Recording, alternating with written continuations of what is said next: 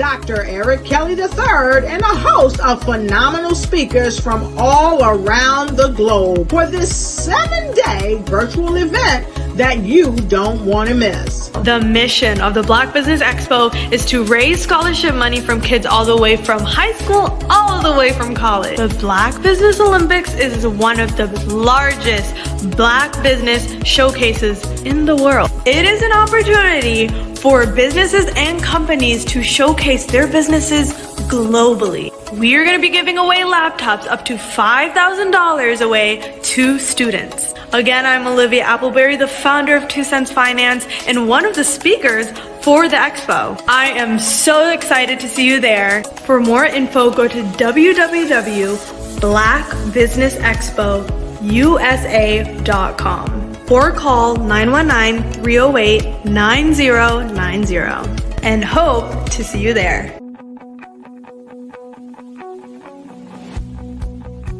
I am Black Business.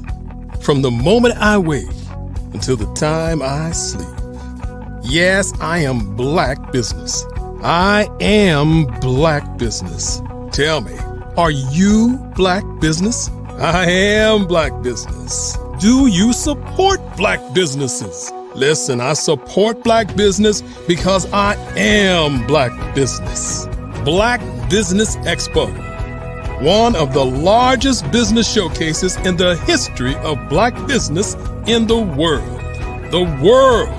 Sign up today at www.blackbusinessexpousa.com or call 919-308-9090. I am Black Business. I am Black Business. From the moment I wake until the time I sleep, I am Black Business. I am Black Business. Are you Black Business? I am Black Business. Do you support Black businesses? I support Black business because I am Black business. Black Business Expo, one of the largest business showcases in the history of Black America in North Carolina. Sign up today at www.blackbusinessexpousa.com or call 919-380-9090. I am Black Business. I am Black Business. From the moment I wake until the time I sleep, I am Black Business. I am Black Business. Are you Black Business? I am Black Business. Do you support Black businesses? I support Black business because I am Black business. Black Business Expo, one of the largest business showcases in the history of Black America in North Carolina. Sign up today at www.blackbusinessexpousa.com or call 919-380-9090. I am Black Business. I am Black Business. From the moment I wake until the time I sleep, I am Black Business. I am Black Business. Are you Black Business? I am Black Business. Do you support Black businesses? I support Black business because I am Black business. Black Business Expo, one of the largest business showcases in the history of Black America in North Carolina. Sign up today. How many times have you been asked to help someone you didn't even know, a student, a business entrepreneur, or did you ever even ask, where did they end up? that business, that friend, that entrepreneur. Well, just maybe they ended up in a gang, bankrupt, homeless, or worse, dead. Maybe they turned to crime, drugs, and alcohol. Did you ever wonder? Did you destroy their dream, or was your life always so easy? At the Black Business Olympics, we started a movement to help students complete. Give them hope and foster success. Help them to leave their dreams of providing laptops, computers, and up to $5,000 in scholarship funds. Today, we ask you to help a student, a business owner, or an entrepreneur to realize their dream by sponsoring them, supporting them, and buying from them. Consider this. With $1.6 trillion in our Black community, we only ask for a small donation for our students, our businesses, and our entrepreneurs. And you can change a life today. So I ask you, what are you going to do? Sit on the sideline and watch our students in high school be losers, miss out on their dreams from lack of resources? Or are you going to donate to the movement and change their future and yours as well? Give us a call today at 919-308-9090. Change their life by investing with action to the Black Business Olympic Fund. The Black Business Olympics, one of the largest business showcases of Black business in the history of the world.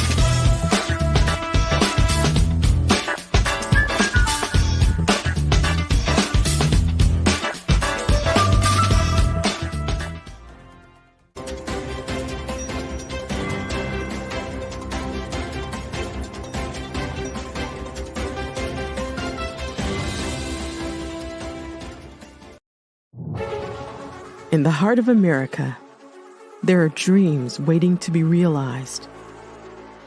Dreams of owning a home, creating a haven for families, and building a future.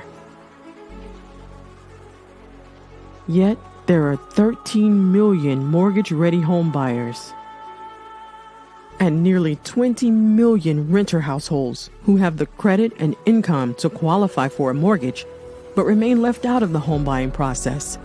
These potential home buyers are in urban and rural America, where dreams should flourish.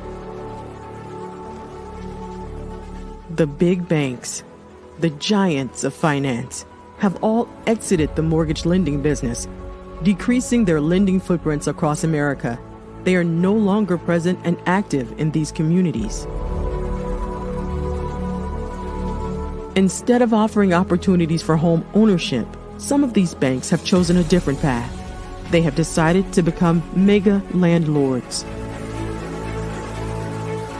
They have chosen to invest billions of dollars in rental homes, leaving potential home buyers with fewer options and stuck in a cycle of renting without the chance to build equity and create a legacy for their families. Here is the shocking truth. A report issued by the Home Ownership Council of America revealed that if lenders were to step forward and serve this underserved market, they could conservatively increase their loan volume by $1.5 trillion. $1.5 trillion. This is a $1 trillion business opportunity, ripe for the taking.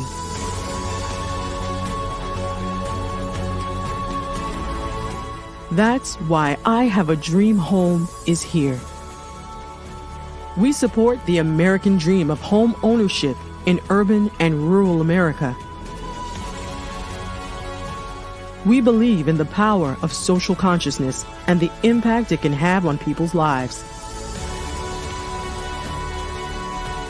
Investing in urban and rural America is not just good business sense. It's a moral imperative.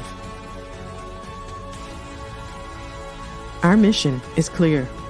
Become the go-to mortgage lender in these communities. Create a pathway to home ownership for all Americans, breaking the cycle of poverty by empowering families to build wealth, stabilizing our communities, and taking pride in our country. I have a dream home. Unlocking dreams, transforming communities, and rewriting the story of American home ownership. For more information, scan the QR code or visit our website at www.ihaveadreamhome.gold.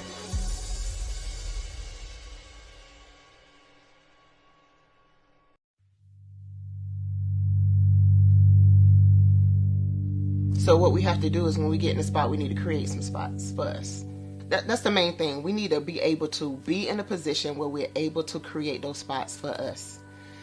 For me, being an entrepreneur, I'm not just going to get a business and then leave you sitting high and dry. If you ask me some questions about entrepreneurship, I'm going to give you as much as I received. I've seen people who made it, and then when you ask them, it's like, okay, now you have to pay me for the information, the same information I got for free. We probably in totally different cities. There's no way that we're going to bump heads or anything. We're not competing. Bring me up with you. And so I just think that whatever education that I have, then I need to be able to give that to my own as well. So create the spots. You can create the spots when you get there. Over the past few years, we've seen the growth of existing and new initiatives focused on financial inclusion, building global networks, and reducing the wealth gap in response to the idea there's not enough seats at the table. Whether their outcomes are to increase the representation of Black executives on corporate boards, ensure an inclusive global economy, or to create new U.S. African commercial pathways, the strategies are often carried out by separate programs. The question is, should they be?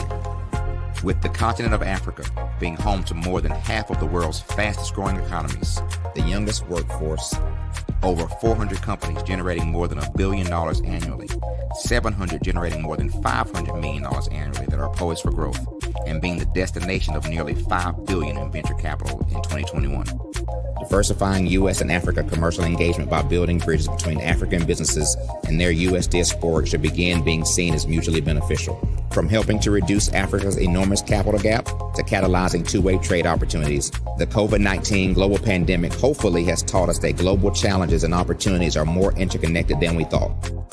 During the pandemic, African companies like Unicorn Flutterwave, insurance provider Reliance Health, ride-hailing app Yasir, and 54Gene, the continent's first bank of DNA on people of African descent, proved that when African companies have access to networks, capital, and information, they grow big, grow fast, and create solutions that are valuable to the world. This is why Be Direct was created. We are the first U.S.-based but African-centric board preparedness and board search company designed to connect U.S. Black talent and corporations to African businesses. Unique and fundamental to Be Direct's success is our process of helping board candidates adapt their experience and networks to an African context before they're connected to high-growth companies that are looking to locally and globally scale. From our focus groups with African business execs and government leaders, we don't ignore the sentiment that business is easy, but people are hard. Having a pool of board candidates with hard-to-access networks and extensive experience across the business life cycle, including successfully raising capital, is table stakes for an initiative like this. So yes, we have that. But corporate or entrepreneurial success in the U.S. does not guarantee success in Africa. Developed alongside industry partners on the continent, our training program, Be Direct Prep, is designed to transpose their experience to create cultural comfort, understanding, and a commitment to helping businesses in Africa scale. Our board governance sessions are African, continental, and country-specific, integrated with cultural awareness and dexterity training, masterclasses led by African industry execs, and mentoring and coaching from African continental-based facilitators. But even more unique to Be Direct Prep, we cap off our training program with an immersion trip to help candidates that have not been to Africa before see and feel Africa's complexity and opportunity from African soil. We all know traditional network-based board placement has historically left a lot of us out of ever really being in the paid board pipeline. Our strategy supports the work of many great organizations that are successfully filling seats at U.S. board tables by creating more tables for those that are still left on the sideline. It's time to start seeing the role and value of U.S. Black talent and businesses on the continent of Africa differently. Old perceptions and habits limit economic inclusion. Let's transition Black talent and the African businesses they will support from the periphery of the global economy to its core. Living in a global lockdown, we all know now how fast local and global economies can change, and see the value of having businesses that hire, strengthen local value chains, and even grow globally. Status quo in any form holds back progress. We must democratize U.S.-Africa commercial engagement by socially and economically connecting cultures that have long been disconnected. It's time for Africa's U.S. diaspora to redefine their global value by helping African businesses scale continentally and globally.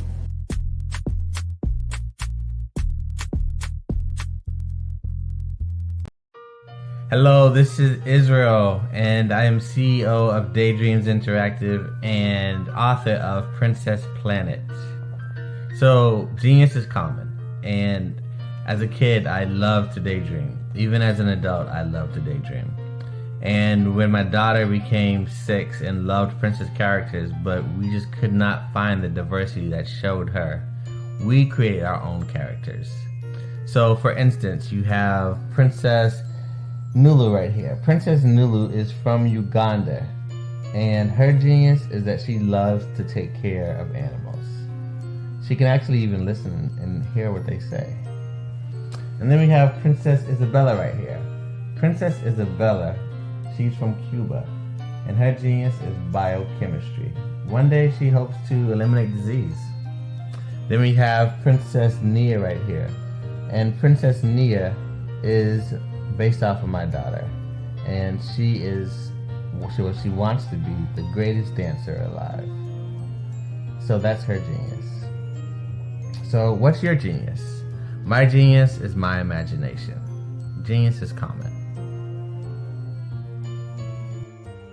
Hey guys, my name is Caden. I'm the CEO of Caden Teaches, and my genius is teaching kids about financial literacy. Throughout my financial products, such as my financial flashcards, my activity book, and my newest project, my financial bus, which I bought.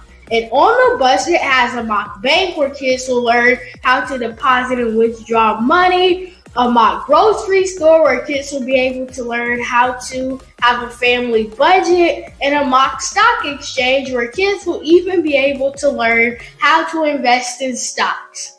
Now, I decided to start teaching kids about financial literacy because I find that most kids graduate high school without even knowing the basics about financial literacy. And I feel if I were to teach kids about financial literacy, that I would be able to help kids tap into their genius. And I actually learned about financial literacy to my dad because I would go to business meetings with him, and I would always see that they were talking about financial literacy. And at that point, I didn't understand what financial literacy was. So I took it upon myself to learn about financial literacy and teach it to kids in a way that they could understand. But I want you guys to help me help kids tap into their genius by going to my website, cadenteaches.com, and you can sew into me in my financial bus by going to my GoFundMe link. And remember, if Caden can, you can too, because genius is common.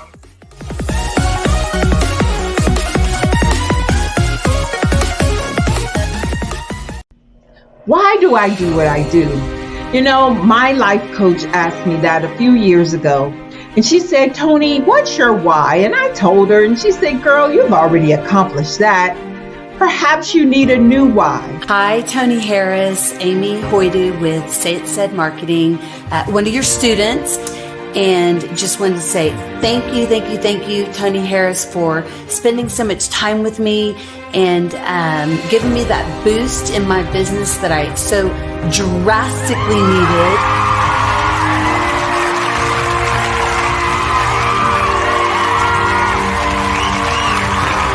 My why is to touch, move, and inspire my clients to take drastic steps to be better than they were before they met me. I'm a resource. I'm a connector. I want to help people build deeper relationships that are beneficial to their life and business. That's what I do best. So, first thing you got to do is show up. And speaking is a way to magnetically attract your ideal client to you. How many of you use social media that way?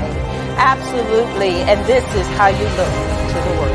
Drastic steps are the steps that are needed to be successful. And my business is drastic denotes a mindset. Getting out of your comfort zone.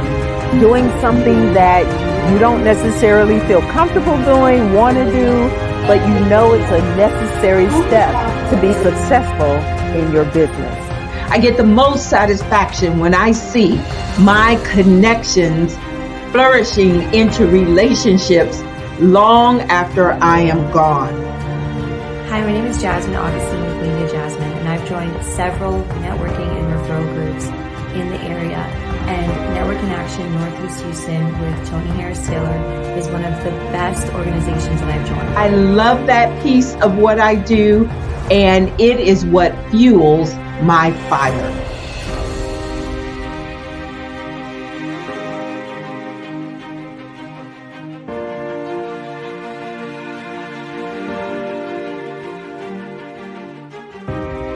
My name is Tony Harris Taylor, saying take a drastic step today for a fantastic tomorrow.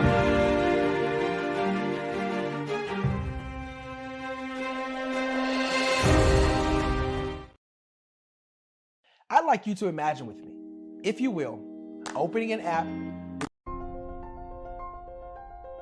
What if you could build your own city? A place where every child can find nurturing people to help them achieve their full potential. A place where every adult can access job training support. Where health education is abundant. Where social justice ruled the land. A place without limitations. Welcome. You have arrived at STEM City USA. It is what every city should be. A safe and trusted community where you find people and resources to help you become everything you are and beyond. STEM City is unlike anything you have ever experienced. It is a digital twin of the world around you, only better. STEM City is about energy and soul renewal. It is more than a digital world. You can almost feel the power of live cultural events, music, and theater. STEM City promises a better future for children with caring mentors and hands-on activities with dedicated tutors to support our youth. STEM City is your passport to a healthy lifestyle with weekly events addressing our community's many issues. STEM City is your financial well-being with helpful information on wealth management, career advancement, job training, and so much more. STEM City is the community you deserve. It is the city where your dreams can come true. STEM City USA, a place in the sky that is accessible to all who reach for the stars.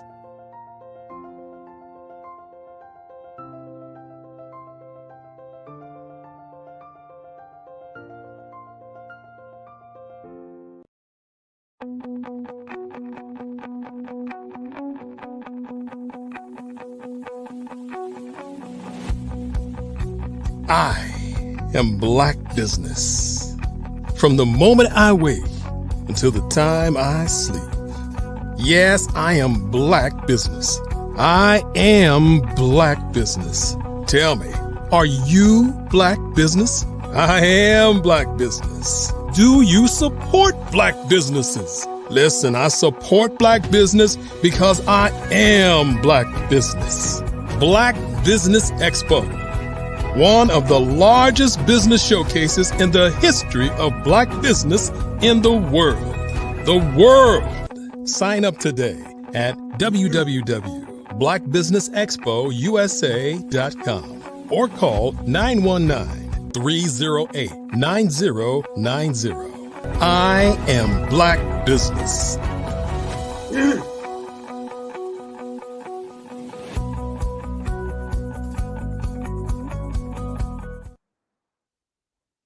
Good Good morning, business owners, entrepreneurs, thought leaders, and corporations. Welcome to the Black Business Network. My name is Sidney Wormsby. I'm the owner and founder of Strategic Solutions, Huertas e Decus.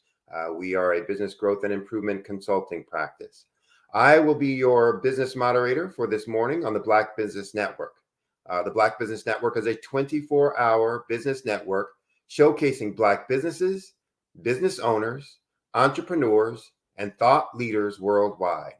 We have speakers from North Carolina, London, Singapore, Africa, Japan, and cities all over the United States. The Black Business Network is a global community sharing its business knowledge to empower, inspire, and educate businesses about business. This morning, our first speaker is Ms. Jocelyn Glover Ellison. Ms. Ellison is a mental health professional with an MA in clinical psychology, and not a one-time, but a two-time #1 international best-selling author. Jocelyn advocates for Black women starting their healing journey from adverse childhood experiences to living authentically and purposefully. So I present to you Ms. Jocelyn Glover Ellison. Good morning. Good morning. How are you? I am doing really well. Thank you. How are you? Wonderful, wonderful. Well, I am so impressed. Not just a best-selling author, not just an international best-selling author, not just doing it one time, but doing it 2 times. That's pretty impressive. What were the topics of your books? Well, I just so happen to have them. They're Radical Women, 1 in a Million.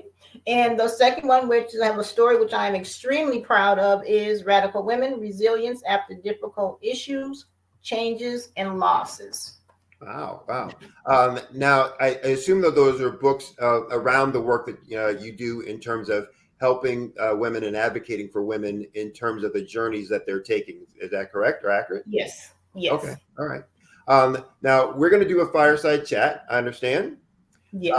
And I wanted to get a lot of information, one about you, but then also about your journey, because you're on the journey for being an entrepreneur yourself, a solopreneur, or have you already started that journey? Already started. Okay. All right. Good. So first, talk a little bit about your background and what got you into clinical psychology, and what made you choose the specific aspect of work that you do in terms of working with women with some difficult situations in their past and their histories. The reason, the basic reason why I got into the mental health pathway is because the brother right under me, I have 2 brothers, but the brother right under me passed away, and he was diagnosed with paranoid schizophrenia. And so having no contact or any knowledge of mental health back at that time, and just I remember the sense of helplessness, of not knowing how to help, and kind of standing on the sidelines like, my brother is deteriorating, I can't save him. And growing up with him, taking him different places to the parks and things of that nature, but now big sister can't help you. And so fast forward to now, mental health is so important. And a lot of times as Black women go through our day-to-day, we are so focused on family or career, we don't take time to think about me in that whole scenario. What about me? Am I pouring into me, but I'm always pouring out to everyone else and doing everything else? But how do I turn the mirror around and do that for myself so that I'm healthy, so that I can be able to live live a life that's the life I want to live instead of the life I have to settle for. Okay, good. So you mentioned that you've started your entrepreneurial journey. Tell us a little bit about what area you're going to work and focus on, and what made you decide to go from a clinical practice to the business that you're going to do. Well, I worked for agencies, so I didn't have a private practice. But what I do is I empower women to, one, increase their level of self-love, increase their level of self-forgiveness, and increase their level of self-acceptance. And basically having a process of doing for yourself, thinking about you and how you can bring yourself to that next level. And so for me, that is, finding out where the woman is, what's going on with you, and where do you want to be. So I don't give them the answer. I work with them to come up with a solution that fits who they are. Okay. Now, what made you decide, because you said you were working, for community mental health. You were working for agencies though. So you were a clinical psychologist practicing within a company, an organization. What was it that made you say, I want to step out on my own? I want to go do my own thing. I want to have my, my own business and take that risk. Well, I still work in the mental health agency, but I wanted to become an entrepreneur because I did not want to always work for someone else. I wanted to be able to structure a life for myself that had no boundaries, to be able to structure a program where I can help women how they needed to be helped, but not how someone is telling me I can only help them this way. I can only do this. But being able to organically interact with the individuals or a group and give them and help them become who they need to be so that their life is worth living. Okay. So there, as we're having this conversation, there are lots of folks out there listening to us, some who already have their business and practices, some though who are just starting out, and still others who are still contemplating, thinking about, trying to decide if this is what they want to do. And so what I'm hearing you say is one of the things that inspired you to step out and do something on your own was the independence, the being able to decide, for yourself who you were going to help and how you would be able to help them, the structure. So a little bit of that freedom to do the things that you wanted to do or work on the things that you wanted to work on. Am I hearing that correctly? You are. Okay. And I think that entrepreneurial seed, if you will, was instilled in me from my grandparents, because my grandparents owned a farm, and just to see them be their own bosses, right? But not only take care of their family, but being able to help other families. And so I think that even like when I was younger, you don't think about those things, right? But they're instilled in you because it was modeled for you. And so you can reach a point in your life where you say, okay, I'm here. Really, what do I want to do? And so you think about it, maybe I should think about working for myself, being my own boss, setting my own hours, the freedom to, spend quality time with family without having to punch a time clock, being able to travel, being able to work anywhere in the world, right? Being able to not be limited by a particular salary cap, but putting in the work, being dedicated, being committed, being intentional, that the sky's the limit. Yeah. So there, again, lots of folks who are thinking about, taking that step. And when they hear something like that, they're like, oh, yes, that's exactly what I want to do and why I want to do it. And all I got to do is start. And we all know that's not exactly, how it turns out after that. There's, some ups, but also some downs. So Yes. Talk about the things that are the risks, either that you thought about before or that you didn't think about, that you run into as you've started down your entrepreneurial, solopreneurial journey. that you would want others to think about, before they took their initial step? One of the things you have to think about, well, for me, you have to think about is, and if you work a 9-to-5 job, do you have the financial resources to quit that job? And if you don't quit your job. Don't jump out into the deep end of the pool yet if you only know how to doggy paddle, right? Be realistic about where you are. Sit down and formulate a plan. Don't just jump into it. Create a blueprint, right? What type of what are your passions? What are your gifts? What services do you want to offer? Who do you want to offer them to? What's the age group? What's a time frame? These are in no particular order, right. But a time frame. What type of business do you want? Is it going to be products and services, or is it going to be, mental health, tangibles like products like shirts, coaching, financial, health and wellness. So you have to have a vision, and it can just start out really small. Start writing stuff down. I used to have everything in my head, but I even tell my clients sometimes, what goes on in your head, everything seems doable, right? But when you start writing it down, you're able to ask yourself questions. Is this really plausible? Can I sustain this? Is this anything anyone is going to really want, right? Does it have value?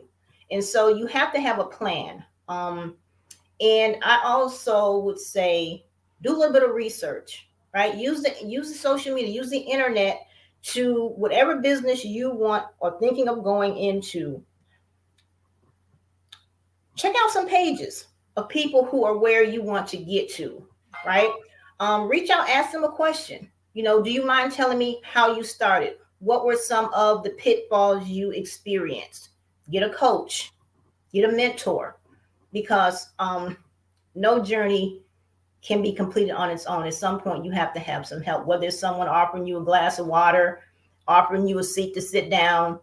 Knowledge is so important. Right. I want to take a step back to something you said, from the very beginning, that if you are working, don't just quit your job unless you know you have the foundation, the financial foundation, the surplus, the excess sitting in your account, ready to do it. From a business perspective or business terminology, we talk about having working capital, seed capital, things that will help fund the business over some number of months. One of the things I talk about with my startup clients is having trigger points that just says, hey, I'm going to keep doing my day job, but here is what's going to be the trigger point where I pull the trigger to go to the next stage and the next level, the next phase, boom, boom, ultimately to the trigger point when I can say bye-bye to my job, my day job, and start doing my entrepreneurial work. Did you go through that kind of a process, or are you going through that kind of a process? And if so, how did you develop your trigger points? I'm actually going through that process. And true transparency, I had been for a long time treating my entrepreneurial space as a hobby. Mm-hmm. Until, talking to my coaches, them just inspiring me, not giving up on me, really helped me see that, wow, what I really want to do has value. There are so many women who need someone to be in their corner to help them. And so now I am refocused. And so, talking to my coaches and saying, hey, I'm ready to do this. I'm ready to do this. For me, sometimes I get stuck in and this might be for a lot of entrepreneurs, something just to remember. You're going to have those periods where you question yourself of, do I have value? Do I bring value? Is it good enough? and I'm realizing that I just got to do it. Mhm. And the hardest part is the initial just do it, because we overthink it. We create barriers that don't need to be there. And the trigger for me is time is moving on. 2023 is, going to be December soon. And there are things that I want to at least set in place. So by the time 2024 hits, it's like, okay, now here's this, here's this, here's this. So for those thinking about the entrepreneurial journey, keep in contact with your coaches. If you have a support group, to keep you focused. So when you hit those trigger points, you have someone to say, hey, you made a commitment, accountability partners, you made a commitment. What's going on? How can I help you? What do you need? And so I have a really good support group, and I would encourage everyone on an entrepreneur, don't just have any and everybody as your support. Be really intentional, weigh their value to you and to your entrepreneurial process. Good. You mentioned about having an idea of where you want to have impact. And I think that's an important piece in the decision-making process. From going from your side hustle, this is just my side hustle. I just do this, for fun. It's my hobby. I make a little extra money off of this, but I could never do this as, my job. I could never get to where I want to get to. If your day job is giving you all the opportunities to make the impact that you want to make, fulfill all the personal, goals that you have, provide all those opportunities, then great, you stay there. When they're not, that's when you start looking at, okay, what are there other avenues? And one of the first things I tell folks, whether they're going to work for someone coming fresh out of college or degree or certificate program or whatever, is where do you want to have impact? What do you want to be able to do to make a mark? Who do you want to make a difference for? How do you want to make that difference? And when you can start thinking through that, then you can say, well, then this is the job I want to have, the task I want to have. And you can start making the decision of, can I do it while I'm working for someone else? Or do I need to do this on my own? Did you go through similar kinds of conversations, or was your process, different from that? I like to talk. I like to share information. I like to encourage women. And so just in conversations, right, I find myself being solution focused, right? And for me, in getting the feedback of, oh my gosh, you just said something so powerful. You really helped me.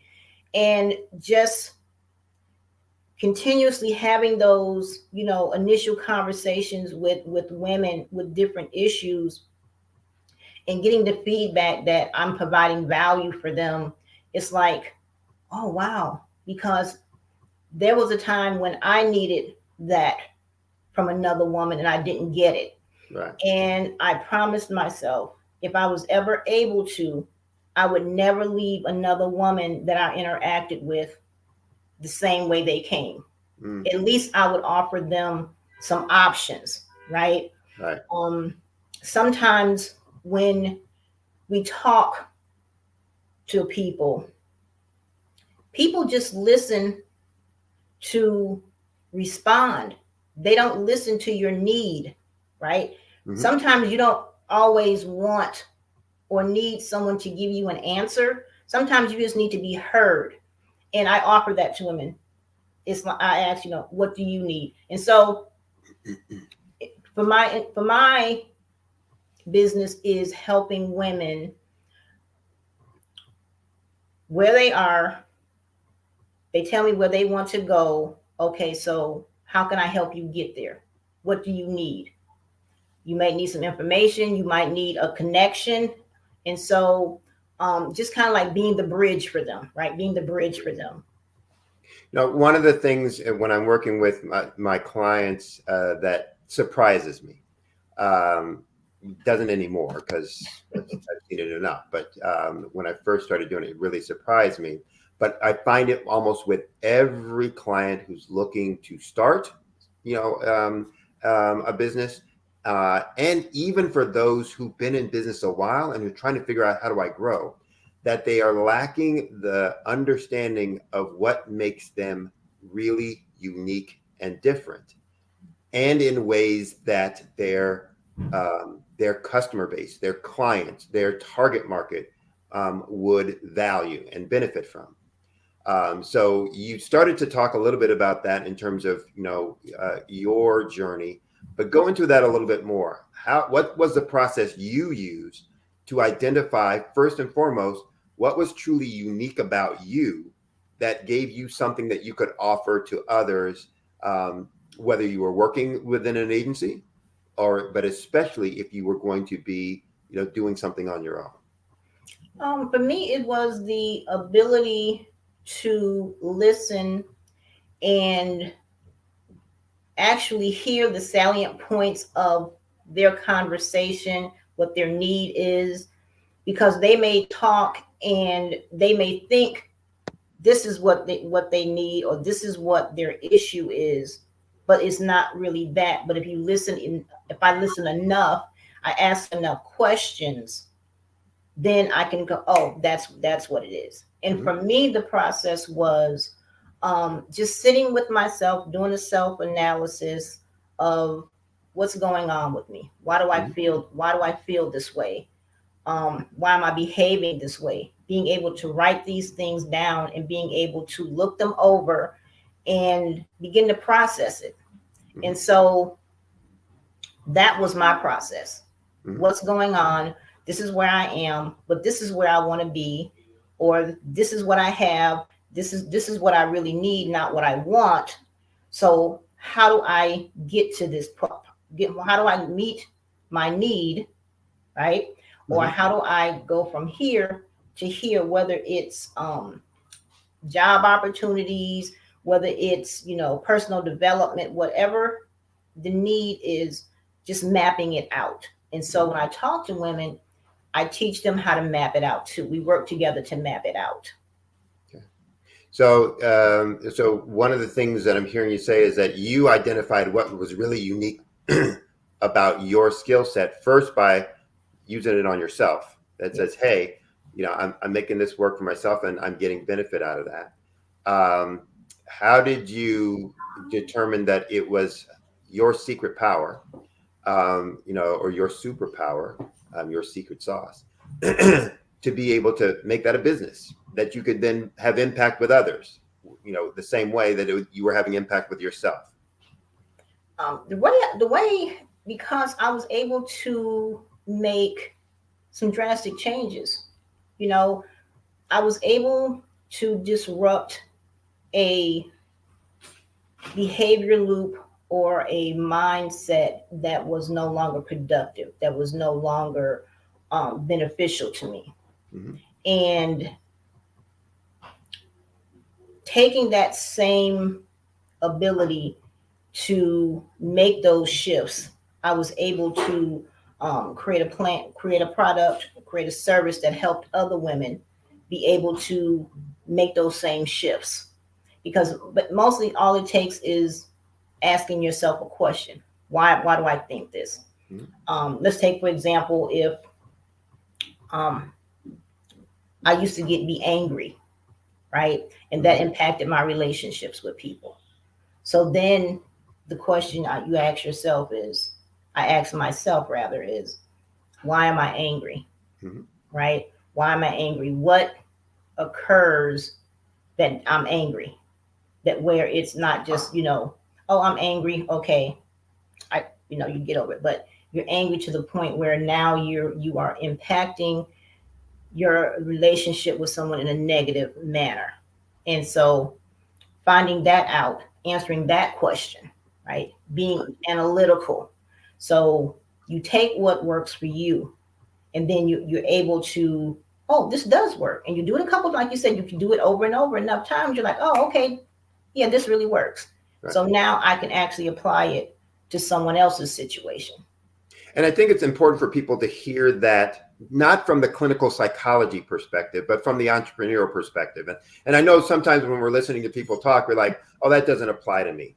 But what I heard you saying is, hey, I figured out for me, one, what works for me in terms of really understanding what's going on when I'm having a problem or not being successful or not having the impact that I want. And when I learned that, I started to figure out, well, then how do I use that with others? And what is it about me that, others might have the same need, the same want, this same expectation, and started applying it. That's the same with any business. And I think it's important for people to hear what you're saying there, that this is how, if you're going to go from not being an entrepreneur, working for someone else, to being an entrepreneur, that's part of that process and journey in determining, how do I have impact? Do I have something that others are going to want? And we talk about, at least, for me, I talk about pain points. Everyone has one of two pain points, sometimes two. One is a problem they have that they don't want. The other is a benefit they want that they don't have. And they spend all their time trying to figure out, okay, how do I either get rid of that problem or how do I get that benefit? And that's consuming them.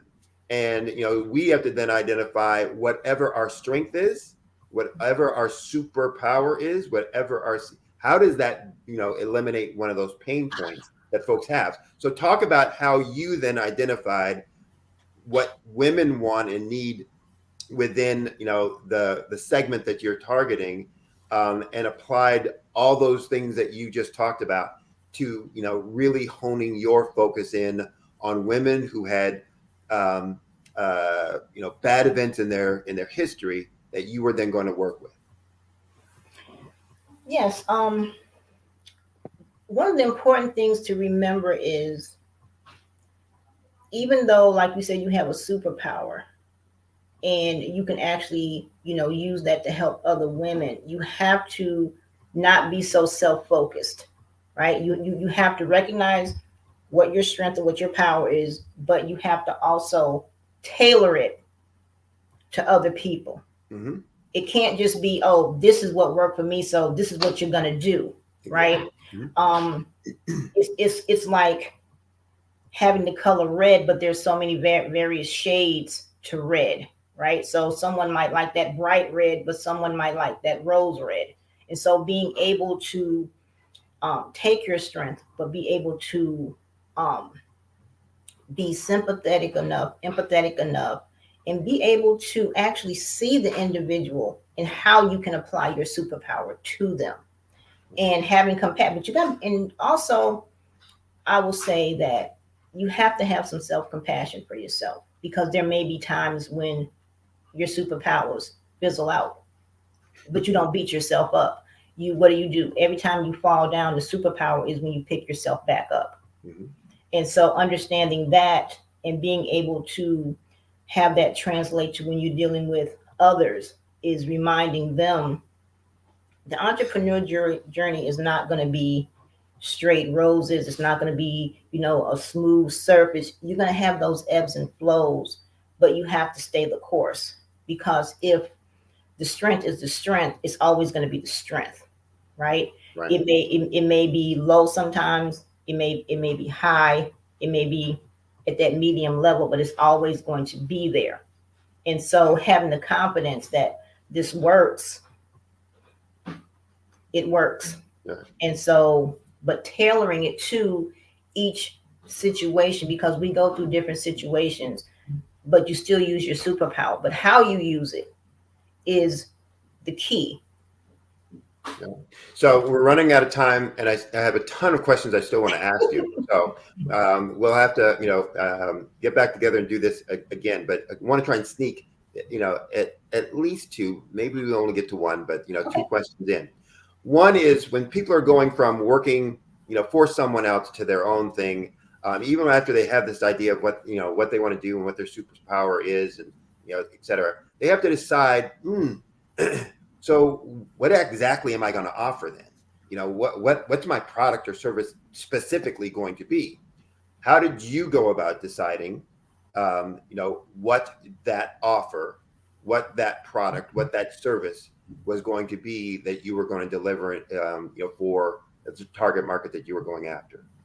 Actually, it was a connection on Clubhouse. I just went into a chat room and started talking. So communication, letting people know, asking for help.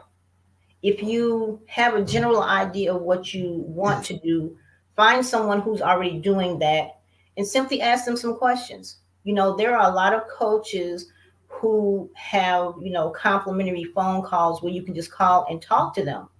And, I have some great coaches. And so I would tell anyone who is contemplating beginning an entrepreneurial journey to reach out and just talk to some different people in the field that they want to go into. Because what the cool thing about coaches are that they've already made the mistakes that you may potentially make. And so having a coach can eliminate a lot of wasted time, a lot of being stuck, backtracking, and all of that. And so I would always recommend getting a coach. Okay. You started to touch on the other thing I was trying to sneak in there, which was about, how'd you go about getting clients or business, et cetera? Because that's the other thing that people always worry about. It's like, oh, if I do this, nobody will ever come. Nobody will ever buy my things. Nobody. And you started talking about your approach because you were service-based, that you started off with kind of a networking approach. First doing informational interviews with people who can give you some ideas, but then doing networking. Was that the best way for you in the type of product that you or the type of service that you provide, of starting to get awareness out in the market that you were doing this? Was networking, or did you use some other things that you found to be more effective? I actually started doing posts with information on Instagram, and I got great feedback from that. And from there, I was like, okay, I don't know enough about really what I want to do of being an entrepreneur. So let me network with some people. And so I network. And so basically what I did, I started out using social media, Instagram, Facebook. And now I'm going to actually start doing more lives, because I'm realizing that I have to come out from behind the posts so people can see my face and get a feel for me, right? Show the authenticity, show why you need to connect with me, so you can see my face, so you can see my mannerisms, right? Because sometimes words on a screen is just words on a screen, but you have to embody your message. Yep. Well, I think that's important, and we're going to have to end it here, but I think it's important for folks. Often when I'm working with people, they think, oh, I got to spend a bunch of money for, marketing, advertising, et cetera, et cetera. And I tell them, normally it's just about process behavior changes, talking to folks about what you're looking to do. As you just suggested, posting things in places where folks will hear, and you can start building credibility. Oh, wow, that's an interesting position, or that's an interesting product, or that was an interesting service. I want to hear more about that, et cetera. Doing workshops, seminars, those kinds of things where people can start engaging with you. There's lots of free ways, or ways that are free to be able to, start communicating, marketing to your target market, and getting your message out about what it is that you do, and getting people engaged in your product or your service. So people should be aware of that, and you're, again, a great, testimony and example to that. Well, so thank you. We're going to have to end it here, but here's what I'd like you to do. Folks have been listening to you about your service. You got a chance to show a little bit about your book, but if people want to engage with you more about either being an entrepreneur, or, specifically about, the services that you offer to women in terms of overcoming some, difficult things from their past, and being productive and fully accentuated. Talk about how people can reach you, website, email addresses, phone numbers, whatever is the best way for them to contact. Well, they can reach me, send me a message on Instagram, Jocelyn7525. Just DM realignment, and I'll know what that means. Email is gjocelyn, my first name, JOYCELYNN @yahoo.com. Okay. All right. Well, I've enjoyed the conversation. I look forward to having, more in-depth conversations with you about this and your business. And as we say, genius is common, and I'll see you on the other side. Thank you so much. All right. The Black Business Expo's mission is to raise funds for high school seniors going to college or for K through 12 entrepreneurs. The expo is a fundraiser for students. So you can go to www.blackbusinessexpousa.com. Again, that's www.blackbusinessexpousa.com to donate to the scholarship fund. You can also use the Cash App that's rolling on the screen below and use the account $BBX USA. Again, account is $BBX USA. Our goal is to give laptops and up to $5,000 to 10 students.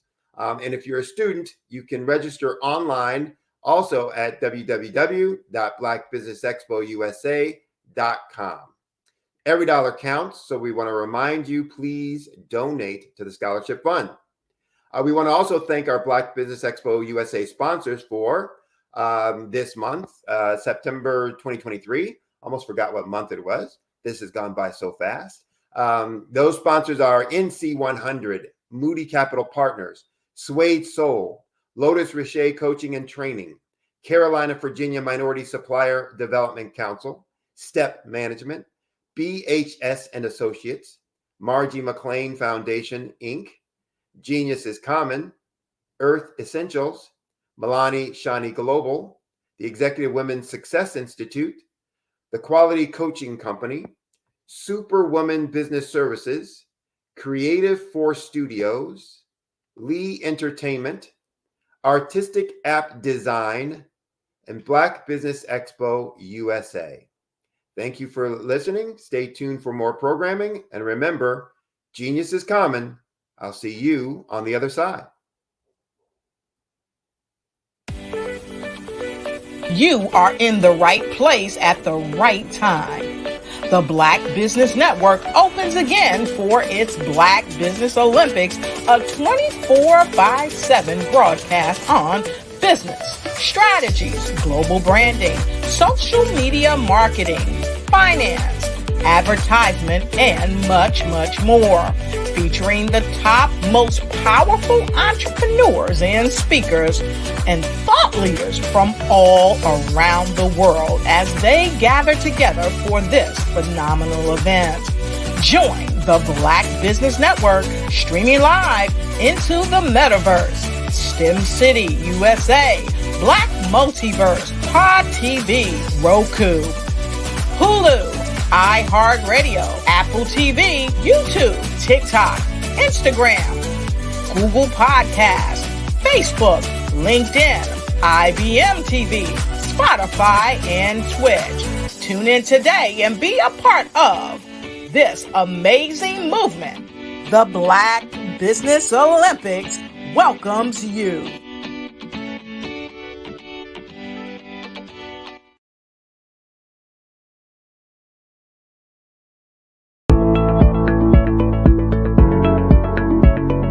Prepare for what's coming and dominate in economic winter. Stand strong and thrive by showcasing your great products and services globally through the Black Business Network and Black Business Olympics. The Black Business Network has showcased over 2,000 companies with over $7 billion in sales each year. Over 10 million attendees have viewed the rebroadcast each month. Through the Black Business Olympics, unique styles of business training and mentoring are turning students into business owners and entrepreneurial warriors who will dominate in any economy. Gain the ultimate advantage of the Black Business Olympics, 7 days of unbelievable topics and speakers speaking around the globe. Donate your time and experience to provide expertise and scholarships to students worldwide and change the world. Now, more than ever, new insights, tools, strategies, and capabilities are needed. This is your chance for a major presentation to the world. Fill out the form and join the more than 2,000 speakers who have presented to over 200 countries. Join the Black Business Network streaming live into the Metaverse, STEM City, Black Multiverse Enterprises, Hulu, Amazon, YouTube, iHeartRadio, Apple, Facebook, LinkedIn, Pod TV, IBM TV, Spotify, and Google Podcasts. Sign up today. Spaces are limited, and we will see you there.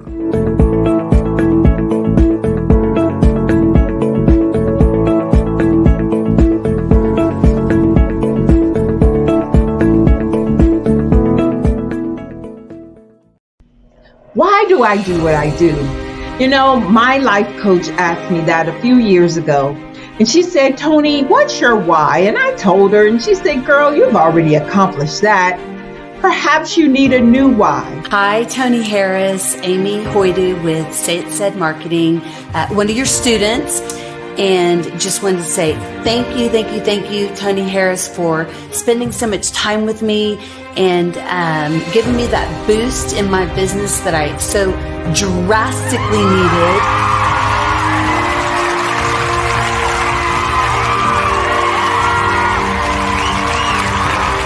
My why is to touch, move, and inspire my clients to take drastic steps to be better than they were before they met me. I'm a resource. I'm a connector. I want to help people build deeper relationships that are beneficial to their life and business. That's what I do best. So, first thing you got to do is show up. And speaking is a way to magnetically attract your ideal client to you. How many of you use social media that way?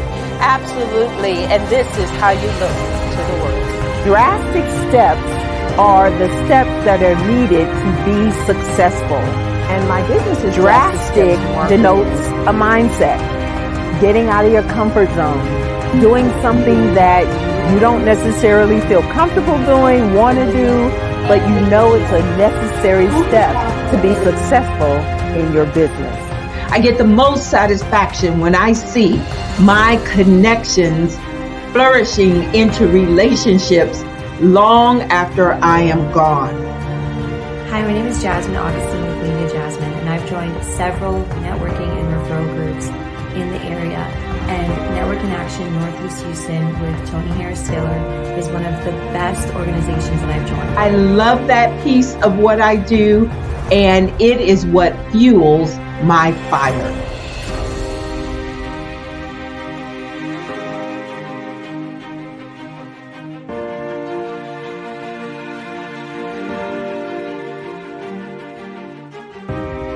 My name is Tony Harris Taylor, saying take a drastic step today for a fantastic tomorrow.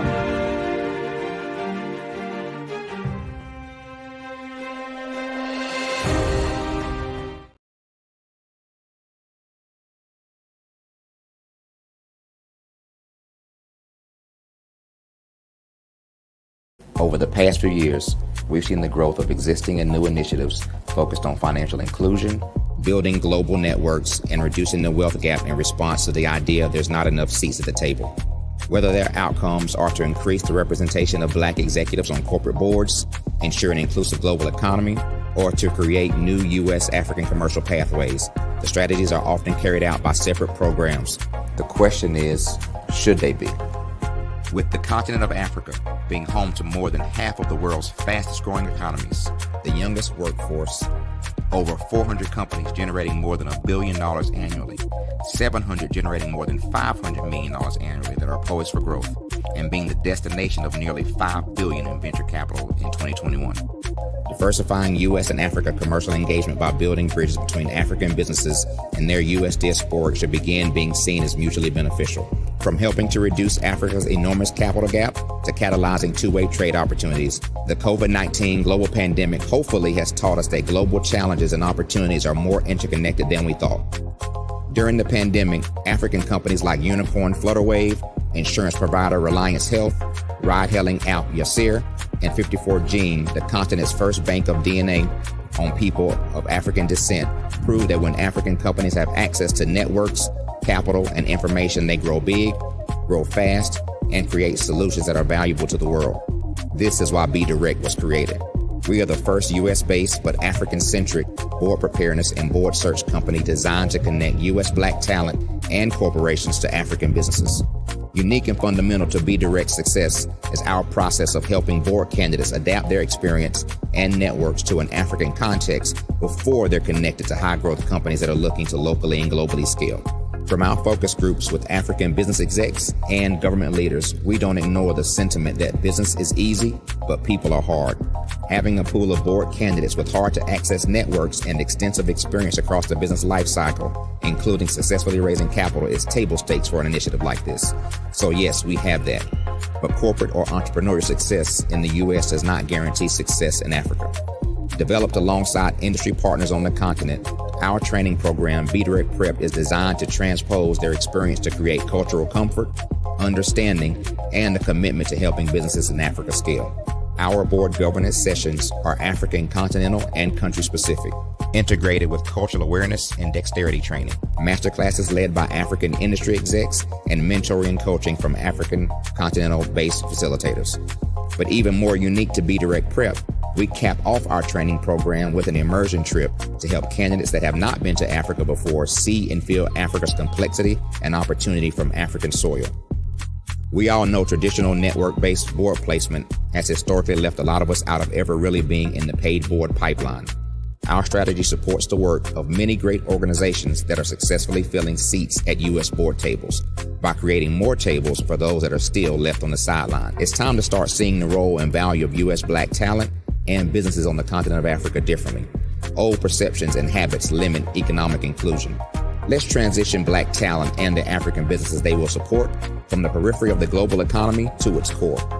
Living in a global lockdown, we all know now how fast local and global economies can change, and see the value of having businesses that hire, strengthen local value chains, and even grow globally. Status quo in any form holds back progress. We must democratize U.S.-Africa commercial engagement by socially and economically connecting cultures that have long been disconnected. It's time for Africa's U.S. diaspora to redefine their global value by helping African businesses scale continentally and globally.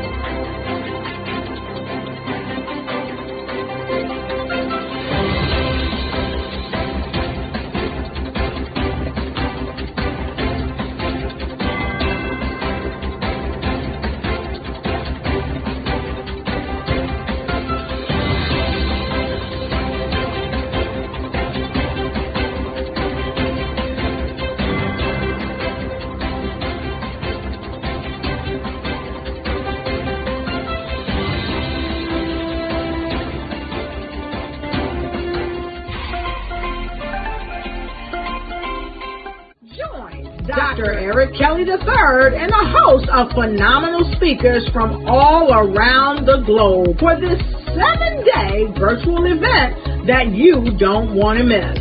The mission of the Black Business Expo is to raise scholarship money from kids all the way from high school, all the way from college. The Black Business Olympics is one of the largest Black business showcases in the world. It is an opportunity for businesses and companies to showcase their businesses globally. We are going to be giving away laptops up to $5,000 away to students.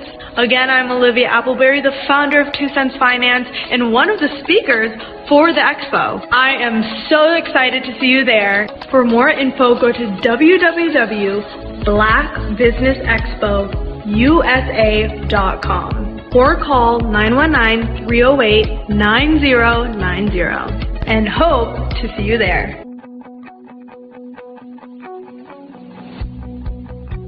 I am Black Business. From the moment I wake until the time I sleep.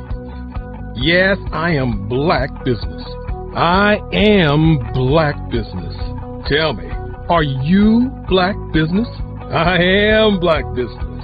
Do you support Black businesses? Listen, I support Black business because I am Black Business. Black Business Expo, one of the largest business showcases in the history of Black business in the world.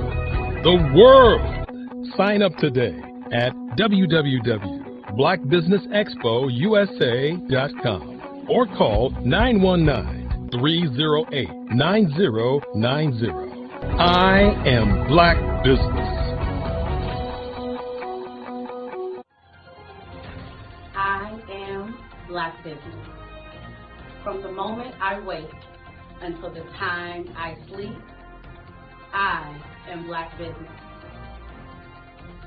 I am Black Business.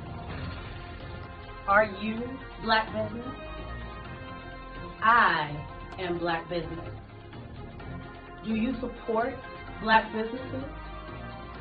I support Black business because I am Black Business. Black Business Expo, one of the largest business showcases in the history of Black America in North Carolina. Join Dr. Eric Kelly III and a host of phenomenal speakers from all around the globe for this 7-day virtual event that you don't want to miss. The mission of the Black Business Expo is to raise scholarship money from kids all the way from high school all the way from college. The Black Business Olympics is one of the largest Black business showcases in the world. It is an opportunity for businesses and companies to showcase their businesses globally. We are going to be giving away laptops up to $5,000 away to students. Again, I'm Olivia Appleberry, the founder of 2 Cents Finance and one of the speakers for the expo. I am so excited to see you there. For more info, go to www.blackbusinessexpousa.com or call 919-308-9090 and hope to see you there. I am Black Business. From the moment I wake until the time I sleep. Yes, I am Black Business. I am Black Business. Tell me, are you Black Business? I am Black Business. Do you support Black businesses? Listen, I support Black business because I am Black Business. Black Business Expo, one of the largest business showcases in the history of Black business in the world.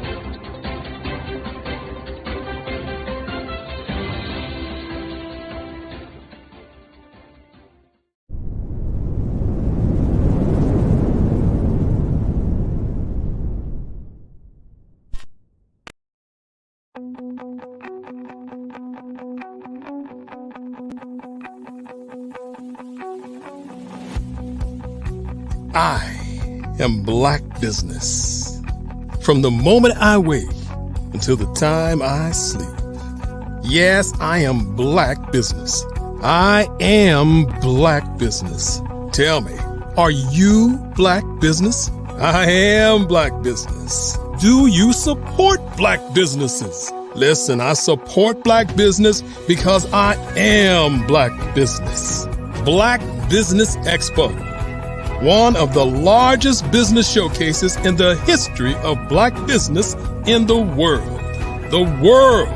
Sign up today at www.blackbusinessexpousa.com or call 919-308-9090. I am Black Business.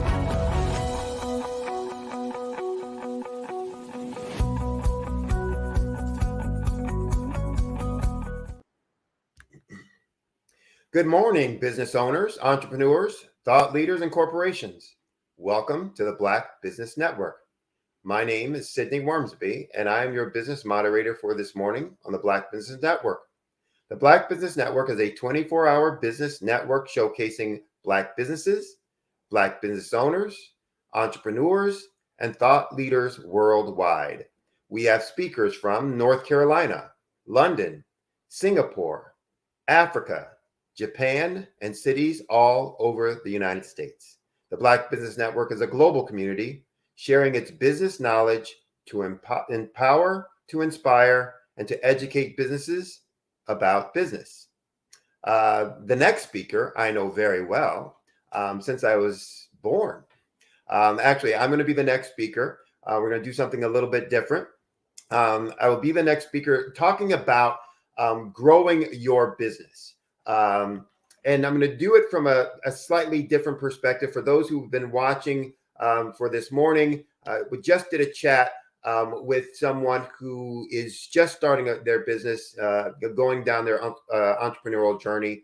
And I want to incorporate the things that I'm going to talk about to help folks who are in a startup mode to understand how they apply, to them and for them in their stage and phase of their business as well. So I want to first thank you, for spending the time this morning to listen to what I have to say. And I'm going to be, not only appreciative of the time that you're giving me, but I want to make sure that I use that effectively to share some insights that are going to be effective for you in your entrepreneurial journey. My name again is Sydney Wormsby, and I'm a business growth and improvement guide.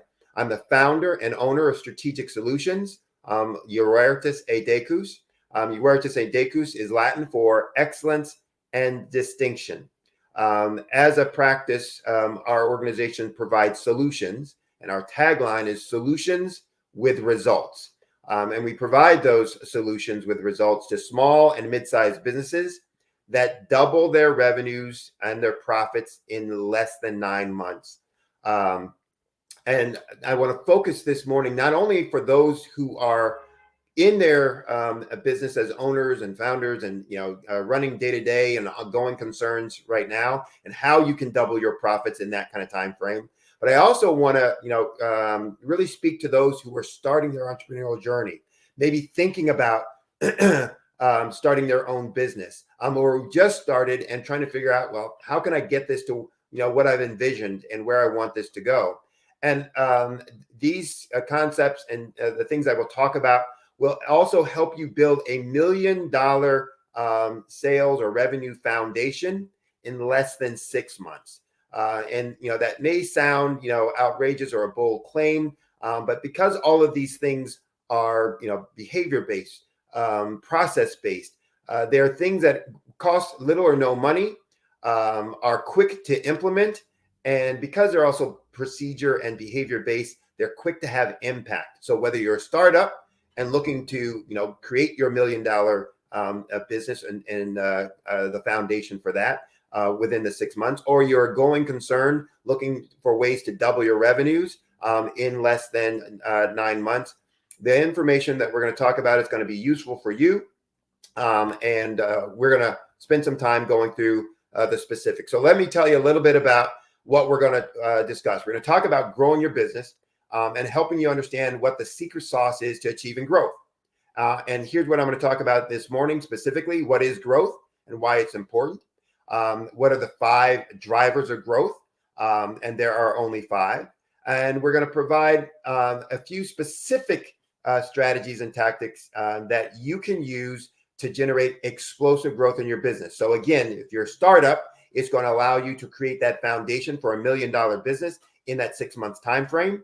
If you are a going concern, it's going to allow you to double your profits wherever you are, whether you are a business doing 10 or 20,000 a year, or whether you're a business doing 10 or 20 million a year. Using these strategies and approaches are going to allow you to double your profits within that time frame. So keep in mind, there's only limited time. I won't be able to cover everything that I'd like to do or that I work with my clients on in this 35, 45 minute time frame. I'll only be able to cover a few strategies, but I'll try and go in to some examples and detail around that, but I won't get to go into as much depth and detail as I would like. But hopefully the comments that I will give you will stimulate your thinking and open you up to some new actions that you can pursue. So let's go ahead and get started. So first, to give you a little bit of background about me and what gives me some experience or credibility in standing before you.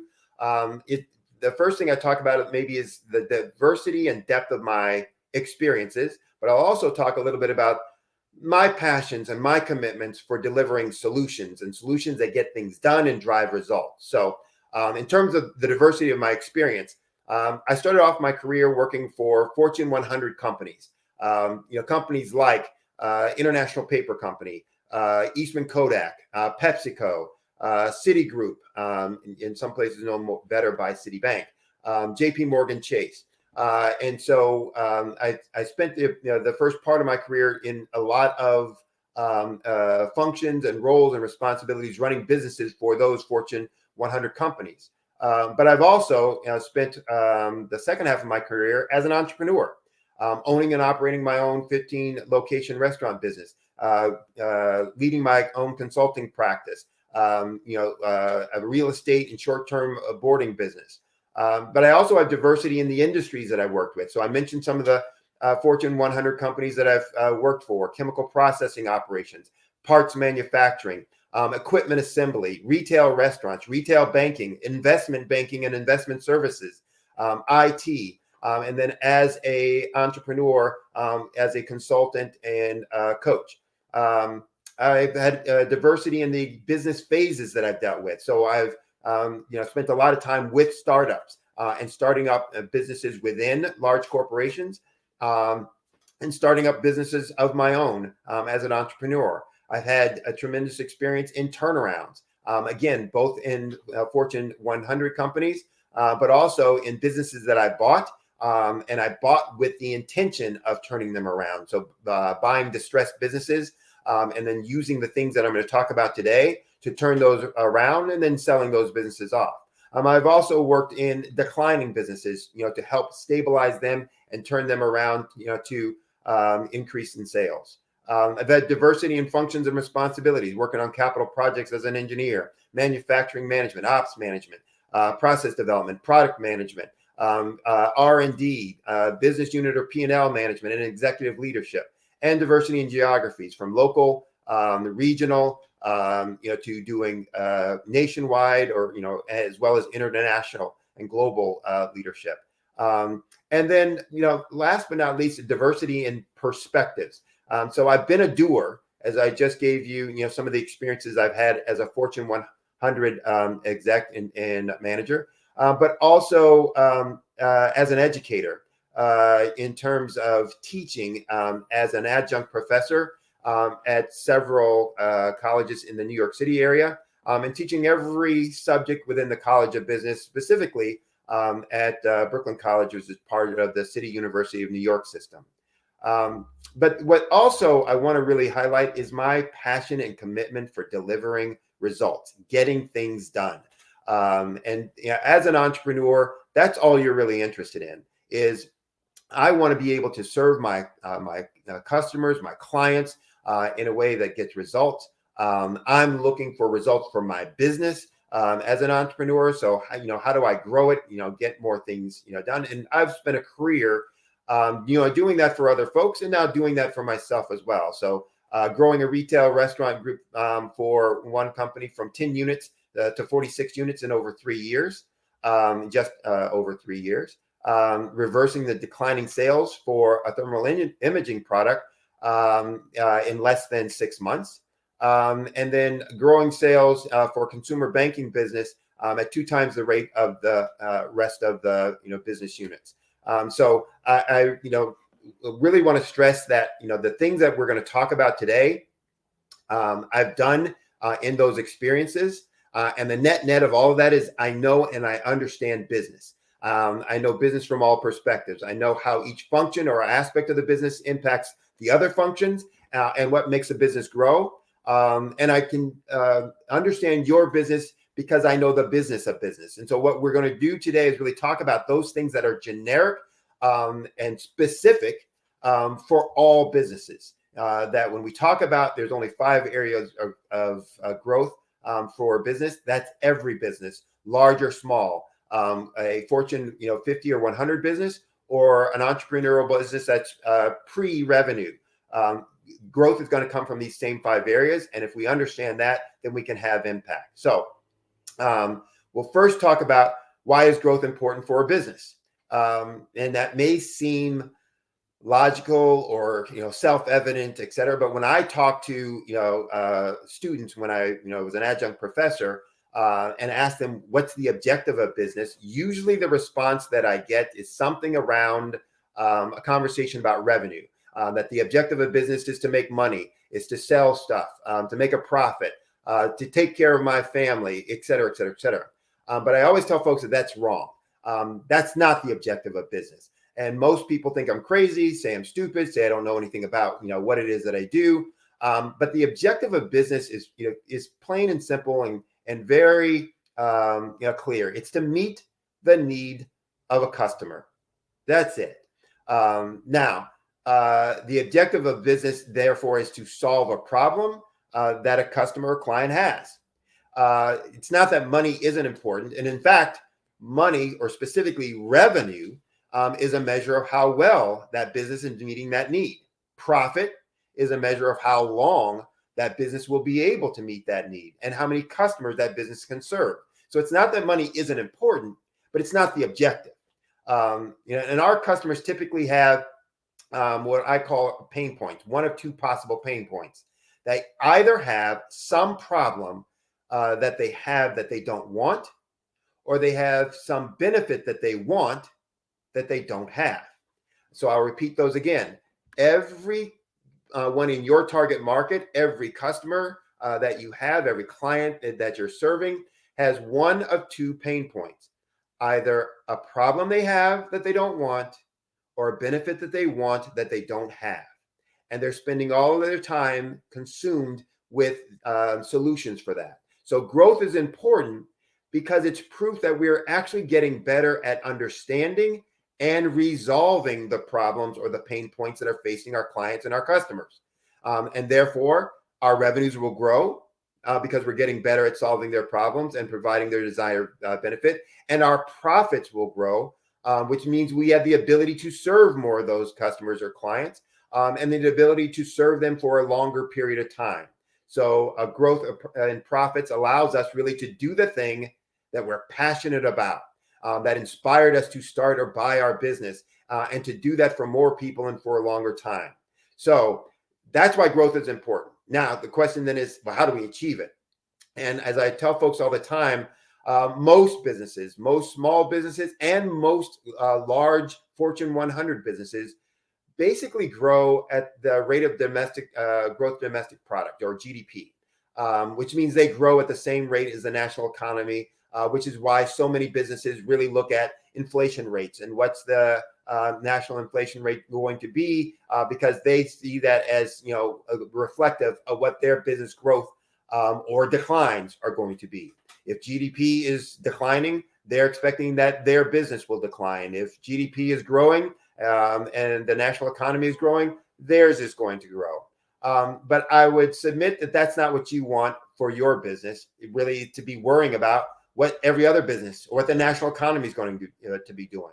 And if you're not interested in being worried about what every other business is going to be growing, or whether they're going to be growing, or whether they're going to be declining, if you're wanting your life to be focused on and your business to be focused on what you're going to do and what you're able to implement, then the things that we're going to talk about are going to be especially interesting for you. So we're going to talk about from growth from a couple perspectives. I didn't mention this, but I have a science background. And so a lot of the things that I do, I look at it from a scientific perspective, as an engineer. So a lot of the things I do from growth come from my understanding of a couple simple concepts: Pareto rule, which I'll define in a second; experimental design, which I'll also define; and continuous improvement. So as I said, I have an undergraduate degree in engineering, mechanical engineering, and an MBA in HR, human resources management, and operations. And so one of the concepts that I just mentioned was Pareto rule, which we often know as the 80-20 rule. And the Pareto rule was established by an Italian economist back in the 1890s, who was responsible for collecting tax revenue and identified that 80% of all the tax revenues that he collected came from about 20% of the population. And he wondered, is this consistent with other areas, and could he observe this in other facets of life? And so he went out looking at and studying this. And what he found was that in almost every situation or scenario, there was this 80-20 rule effect that simply said 80% of all the outcomes were a result of 20% of some effort. And I call this the trivial many versus the vital few. That 80% of the outcomes, those vital few things that we're interested in, comes from 20% of our effort. That if we are wanting to grow our business, then it means that we're basically getting 80% of our revenue and profits from the things that we are spending only 20% of our time on. And that makes no sense. So why do we do it? So again, I'll just repeat it. We spend 20% of our time on things that result in 80% of our revenue and profits. And that means we're spending 80% of our time on things that only derive 20% of our revenue and profits. So I call those 80% of the things that we're doing that generate only 20% of our results. It's those activities, again, that's the trivial many. Those are activities that I call firefighting or rat killing. We're fighting fires or we're killing rats, things that seem important but take up a bunch of our time, sometimes are important, but aren't critical, and they aren't fundamental to growing the business. And as an entrepreneur, and especially heading a company where you are responsible for others, it's important that you are spending your time on those things that drive the 80% of your revenue and your profits. And if we can spend more time on that, we will see explosive growth within our business. So I then use my experience as a mechanical engineer and with a science background to use a concept called experimental design to understand, well, what are those critical few things, those vital few things, the 20% things that we should be spending our time on that's going to drive all of this explosive growth in. And using that, started identifying 5 areas, 5 areas that were critical for growth. And this is for all businesses. Doesn't matter whether you're again, a Fortune 50 just starting, been in business for 5 years, 15 years, 30 years, etc. All growth for all businesses come from these 5 areas. More leads, higher conversion of those leads, which is converting those leads into paying customers. More transactions, meaning each of those customers actually doing more business, buying more of our product or services and different products and services with us. Being able to charge higher prices, meaning that we're creating a value proposition, and then more profits, which means we're really reducing expenses that we're using or that are consuming the dollars that we're bringing in as revenue. So those are the 5 areas that all growth comes from: more leads, more conversion or higher conversion of those leads, more transactions, higher prices, and more profits. So if we're going to spend time growing the business, we need to spend time in those areas. I'm going to talk about probably with the time that I have, probably only a couple of these areas, but I want to start first and foremost about leads, because that's the lifeblood of a business. You can't have a sale if you don't have a lead. So the key to getting more leads, though, is really good marketing. And good marketing is about really fundamentally these 3 things: targeting the right market, targeting that market with the right message, and using the most effective media to deliver that message. So I'll repeat that. Good marketing is about fundamentally three things: targeting the right market with the right message and using the most effective media. So what does that mean in terms of right message? The right message, first and foremost, is about having something good to say. What's good to say? It's having something that we can say about ourselves or our business that we do well that no one else can say. If someone else can say it, then it doesn't make me unique. And I want to find and identify that thing that makes me unique, that sets me apart. And one of the things I found in all of my consulting work is that most people, most businesses don't understand this. They don't understand it about themselves individually as an owner, what makes them unique, what is really good about them, what are they better than the average bear at, and they don't understand that about their company. And so because they don't understand that, they replace or put in their marketing things that are more platitudes. We have the lowest prices. Maybe not. Everybody can say that. We have the best people. We've been in business for X number of years, fill in the blank, 30 years, 10 years, 15 years, etc. We train our staff, for customer service. These are platitudes that really don't set you apart, don't explain what's really unique about you, and it doesn't answer or address the pain point that your target market is dealing with. So remember what I said before. Every customer, every individual is dealing with one or two pain points. And that's either a problem that they have that they don't want, or a benefit that they want that they don't have. And the key to having something good to say is identifying what is unique about you that no one else can say, and that is relevant to your target market's problem or pain point. Meaning, what is unique about you that no one else can do or say or isn't as good as you in, that you can use to solve the problem that your target market has, or that you can use to provide the benefit that your target market wants. And if you are doing that, then you are creating what I call a market dominating position statement. You're staking out your position in the market where you can dominate, because no one else can do what it is that you can do to the level that you can do it. And it's relevant and solving a problem that your target market has and wants resolved, or providing a benefit that they want. So you can dominate that space. And when you can dominate that space, then you're going to find people flowing to you, having leads contact you at will. And that's the objective. So it's not just saying that we have the best customer service, but it's identifying what you do, what you are unique at, that will help solve their problem. So when we have something good to say, that's the first step in great marketing. That's having part of the having the right message. But the second part of that is say it well.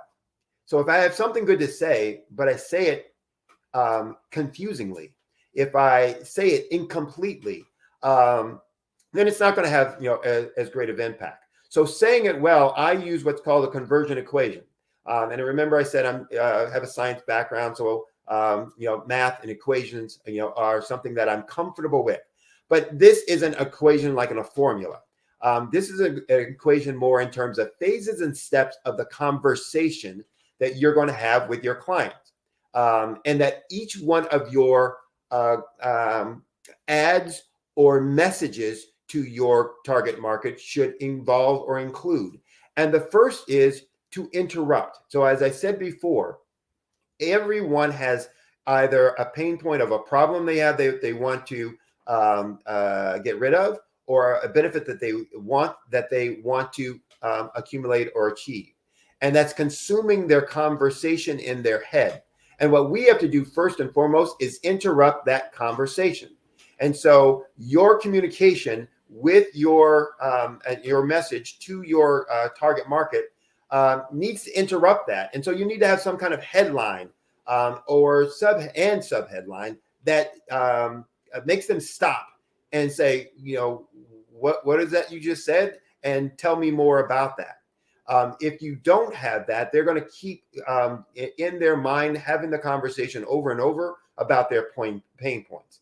So the first part of that message needs to be interrupting the conversation that they're having about their pain point. The second is to engage them.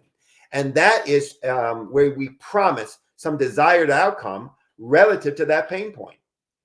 Third, we're going to educate them, where we communicate what our market dominating position is and why we add value, why they should be doing work and business with us. And last, we're going to make them an offer. So part of that right message is ending with a call to action, an offer. And that offer must be compelling, what I call a Godfather offer, an offer they can't refuse. And so when we have a call to action, we're telling them what they need to do, but we're giving them the reason for doing that. And we're giving them a reason that they look at and they say, I'd be a fool not to accept that, not to take advantage of that.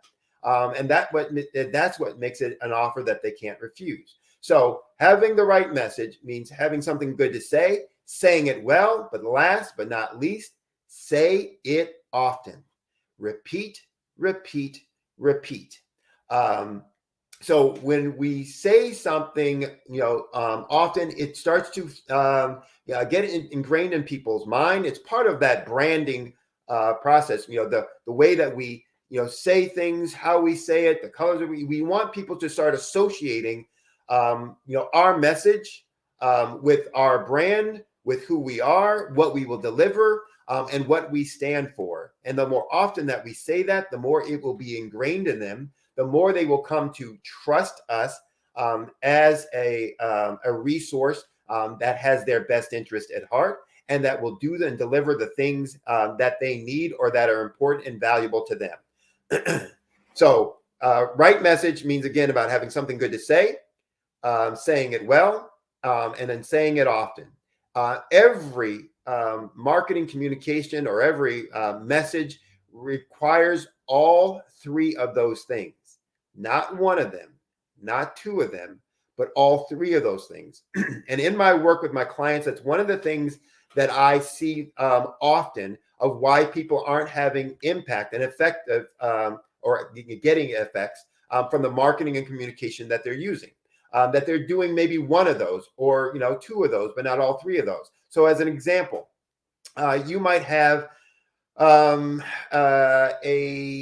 digital marketing firm that will talk to you about dealing with your social media and making sure that your SEO is number one for your page, et cetera, et cetera. But getting looks isn't the same as getting folks to make a call for engaging you in business. Getting people to get to your page and click on your page doesn't mean that they're necessarily then going to buy your product or service. That's because the message may be all wrong. They went to your page for whatever reason. There's your search engine optimization consultant use the right words on your page, but the message that those words had didn't resonate, didn't address the pain point that they had. You may have advertising or PR coaches or consultants that may create the right message, but for the wrong target market because they really haven't helped you identify who those folks are. Or you might be using the wrong platform, the wrong medium for that message. So again, it's important that all three are there. And if you're not using all three aspects of that, right message, right market, right medium, then you're going to have less than effective marketing, and those dollars are going to be ineffective. The return on those dollars is going to be less than ideal for what you want. And often that's why people get frustrated and turned off from using consultants in the past, or decide that they're going to try and go it on their own because they haven't gotten the results that they wanted. And I'll tell you, if you're not getting the results, look at that aspect. Are you using all of those three aspects of your marketing communication? So next thing, conversions. How do we convert once we've gotten a lead contacting us, and people now trust us, for someone that has their best interests at heart, and they're going to our web pages, our social media pages, or they're contacting us through the phone calls, or they're seeing us in a networking event, and they're deciding, hey, I want to get more information. How do we convert those leads into paying customers? Someone saying yes to our compelling offer, someone who's going to hand over cash to us, in the transaction process. And here I'll talk about two examples of things that we can do, but it's important for us to first understand the buying process. So most people are not what we call, or what I call, now buyers, people who are looking to buy right now, today. And 99% of the market, I don't care what product or service that you're selling, 99% of that market isn't going to buy today. They're not looking to buy right now. Most of the market are what I call future buyers. They may be far in the future buyers, or they may be near in the future buyers, but they're folks who are going to be looking in the future to buy. Now, far in the future buyers are folks who are kind of doing their basic research, getting some ideas, have a thought that they might be looking to do something different, and they're capturing some information. Near future buyers are trying to decide what are the right features and functions of this thing that I'm going to be buying, and who's offering those kinds of things. Now buyers are looking at who's got the best deal, who's going to meet my need the best, etc. And so, most of our marketing is geared towards now buyers, that 1% of the market who is ready to buy right now.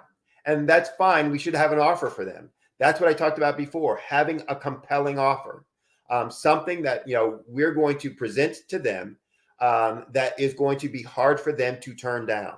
And for each product, each service, that's going to be something different depending on who your target market is and what's important to them. But we will have a compelling offer that targets a now buyer. But what are we going to do for those not now buyers? And for there, we have two options. Or for those folks, who are going to be future buyers, we can use something like a drip campaign.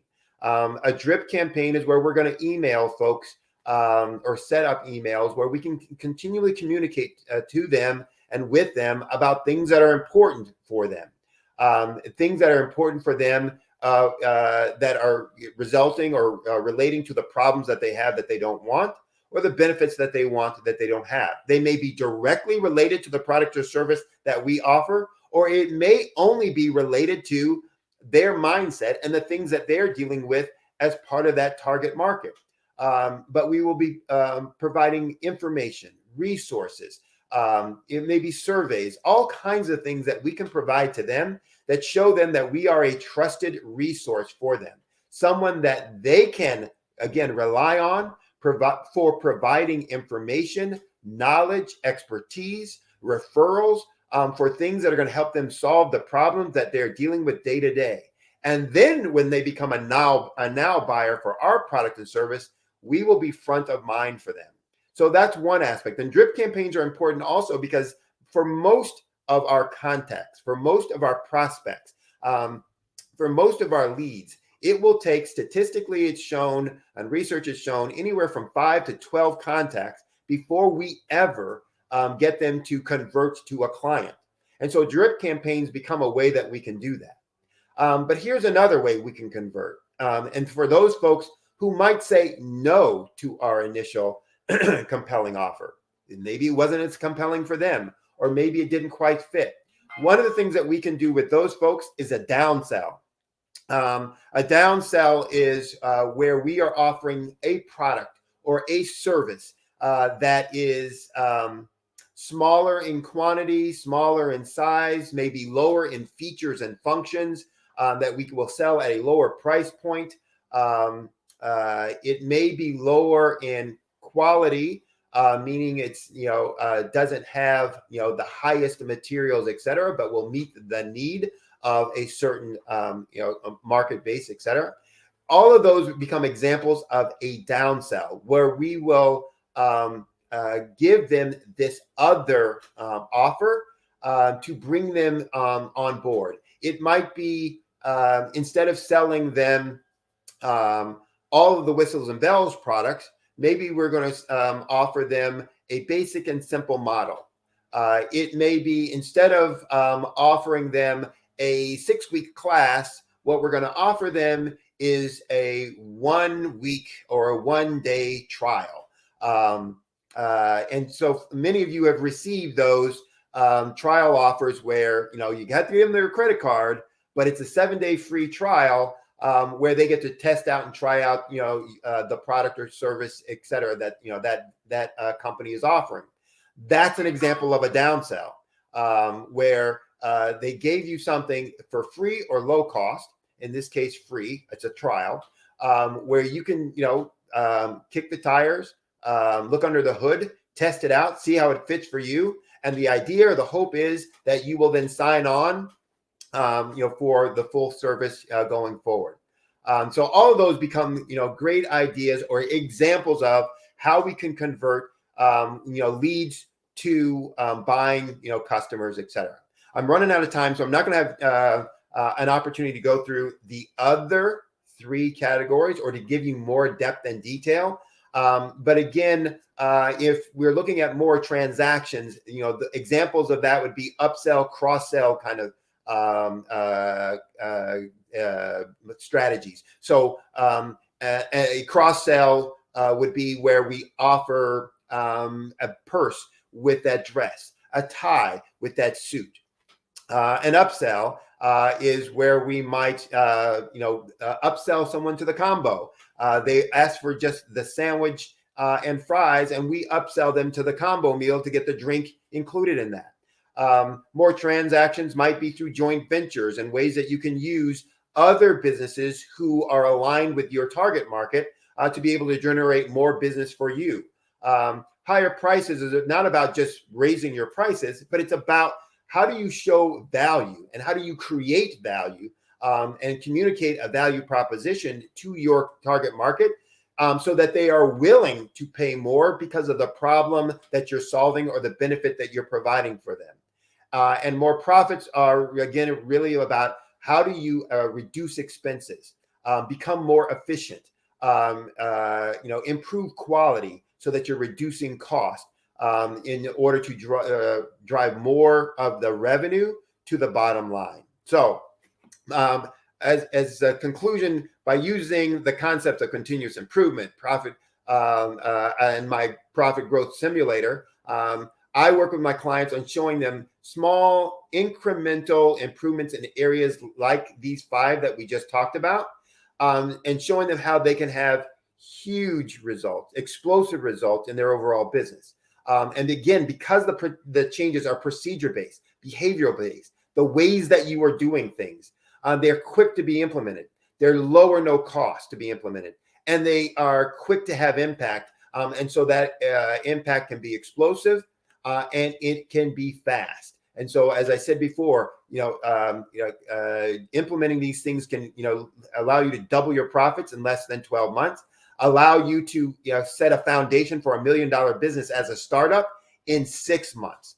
So if you're interested in getting more information about these topics, getting more examples of how you can do that, feel free to reach out to me.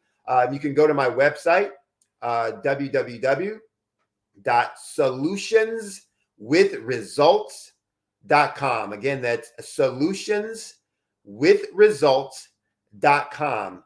You can get some information about my services, my practices. You can get my contact information. You can sign up for some education training.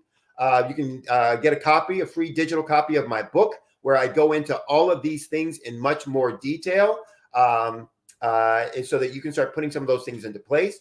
You can go to that website and send me a specific question about your business, a problem that you're dealing with, and I will get back with you within 48 hours with a response to that. So again, that is solutionswithresults.com. with results.com. You can also reach out to me, very accessible, even via phone. In the US, that's +1 718-791-8707. Again, that's 718-791-8707. I really appreciate you listening to me and what I had to say this morning, spending some time with me. So in addition to the thanks for listening, here's to your success. Now I'm going to switch hats a little bit and go back to my moderator and just really communicate what it is that the Black Business Expo is all about. And as I said before, the Black Business Expo's mission is to raise funds for high school seniors going to college or for K through 12 entrepreneurs. The Expo is a fundraiser for students. So you can go to blackbusinessexpousa.com. Again, that's www.blackbusinessexpousa.com to donate to the scholarship fund. You can also use Cash App, and that should be scrolling through your screen below, with the account $BBXUSA. Again, that's $BBXUSA. Our goal is to give laptops and up to $5,000 to 10 students. Students can register online at blackbusinessexpousa.com. Remember, every dollar counts. And so we'll remind you, please donate to the scholarship fund. I'd also like to thank the Black Business Expo USA sponsors for this month, September 2023. Those sponsors are NC 100, Moody Capital Partners, Suede Soul, Lotus Richer Coaching and Training, Carolina, Virginia Minority Supplier Development Council, Step Management, BHS and Associates, Margie McLean Foundation, Inc., Genius is Common, Earth Essentials, Milani Shani Global, the Executive Women's Success Institute, the Quality Coaching Company, Superwoman Business Services, Creative Force Studios, Lee Entertainment, Artistic App Design, and Black Business Expo USA. Again, thank you for listening this morning to your success. Remember, genius is common, and I'll see you on the other side.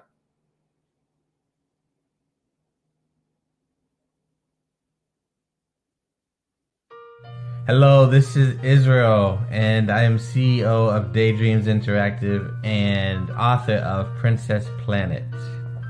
So, genius is common, and as a kid, I loved to daydream. Even as an adult, I love to daydream. And when my daughter became 6 and loved princess characters, but we just could not find the diversity that showed her, we created our own characters. So, for instance, you have Princess Nulu right here. Princess Nulu is from Uganda, and her genius is that she loves to take care of animals. She can actually even listen and hear what they say. And then we have Princess Isabella right here. Princess Isabella, she's from Cuba, and her genius is biochemistry. One day she hopes to eliminate disease. Then we have Princess Nia right here, and Princess Nia is based off of my daughter, and she is what she wants to be, the greatest dancer alive. So that's her genius. So what's your genius? My genius is my imagination. Genius is common. Hey guys, my name is Caden. I'm the CEO of Caden Teaches, and my genius is teaching kids about financial literacy. Throughout my financial products, such as my financial flashcards, my activity book, and my newest project, my financial bus, which I bought. And on the bus, it has a mock bank where kids will learn how to deposit and withdraw money, a mock grocery store where kids will be able to learn how to have a family budget, and a mock stock exchange where kids will even be able to learn how to invest in stocks. Now, I decided to start teaching kids about financial literacy because I find that most kids graduate high school without even knowing the basics about financial literacy. And I feel if I were to teach kids about financial literacy, that I would be able to help kids tap into their genius.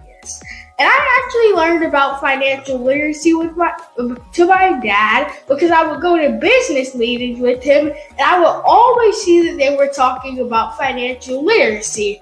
And at that point, I didn't understand what financial literacy was. So I took it upon myself to learn about financial literacy and teach it to kids in a way that they could understand. But I want you guys to help me help kids tap into their genius by going to my website, cadenteaches.com, and you can sew into me in my financial bust by going to my GoFundMe link. And remember, if Caden can, you can too, because genius is common.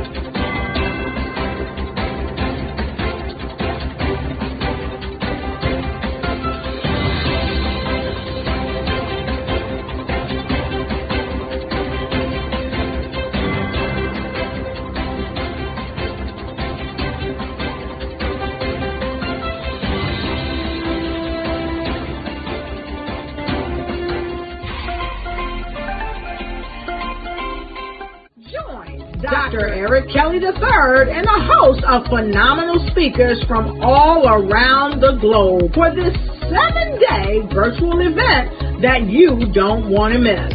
The mission of the Black Business Expo is to raise scholarship money from kids all the way from high school, all the way from college. The Black Business Olympics is one of the largest Black business showcases in the world. It is an opportunity for businesses and companies to showcase their businesses globally. We are going to be giving away laptops up to $5,000 away to students.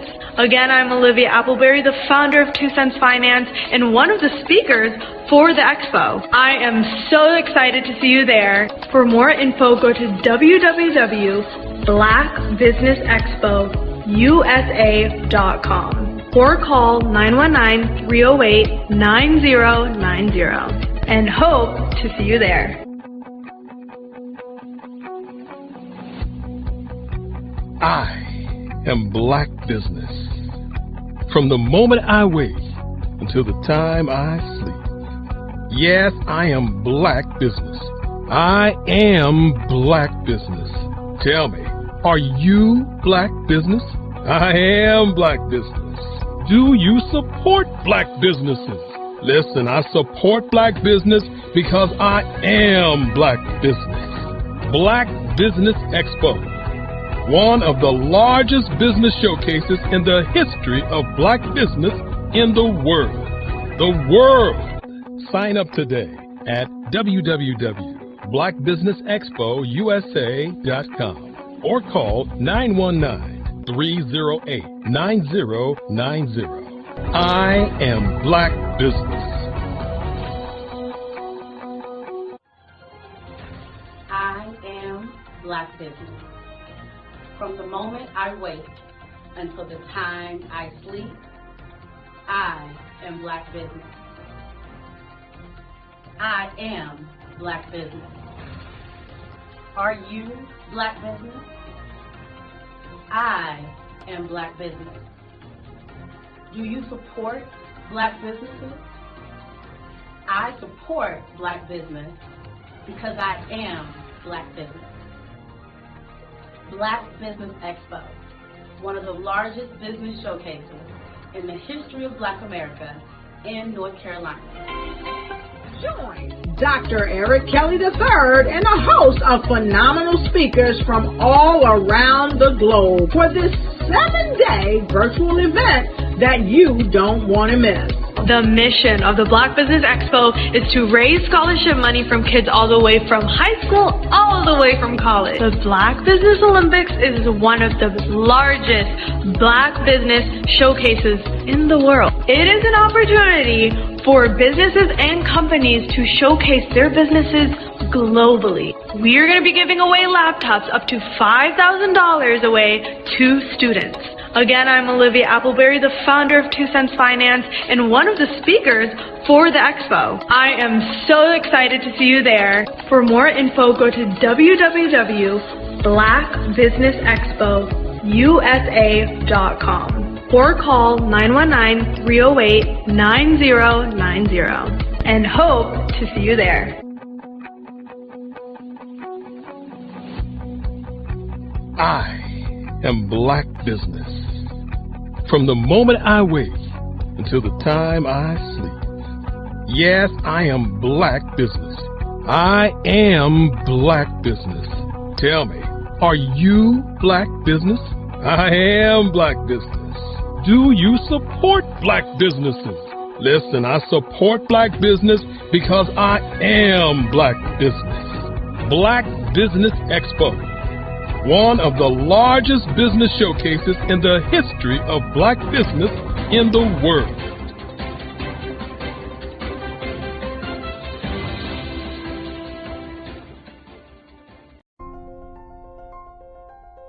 What if you could build your own city?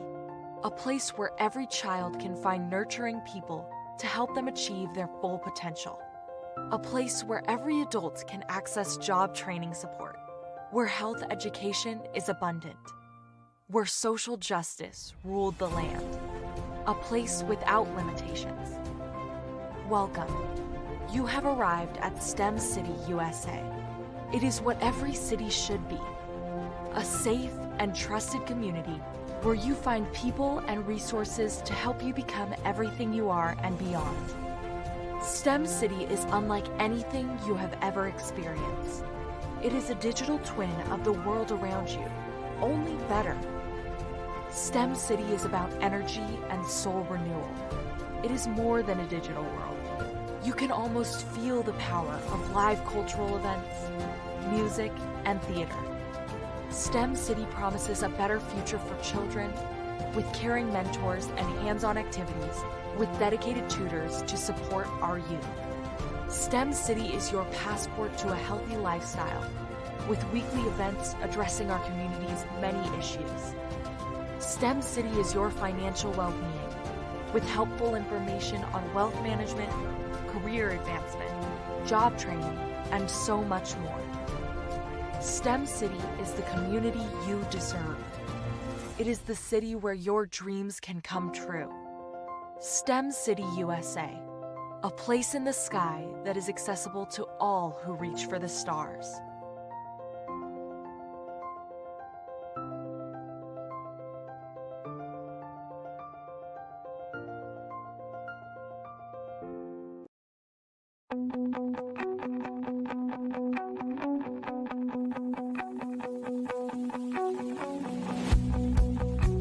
I am Black Business.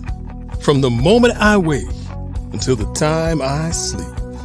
Yes, I am Black Business. I am Black Business. Tell me, are you Black Business?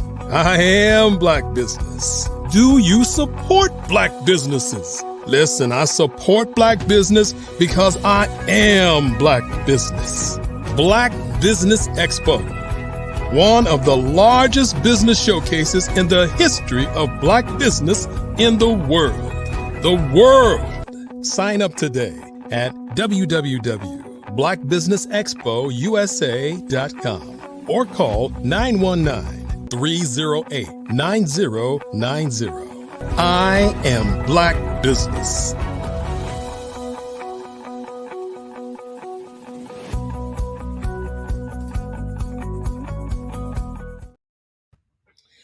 Good Good morning, business owners, entrepreneurs, thought leaders, and corporations. Welcome to the Black Business Network. My name is Crystal Gomez. I am your business moderator for this morning on the Black Business Network. The Black Business Network is a 24-hour business network showcasing Black businesses, business owners, entrepreneurs, and thought leaders worldwide. We have speakers from North Carolina, London, Singapore, Africa, Japan, and cities all over the United States. The Black Business Network is a global community sharing its business knowledge to empower, inspire, and educate businesses about business. Our next speaker is Dr. Barbara Wright. Certified Dream Builders, Inc. was founded in 2016 by Dr. Barbara Wright.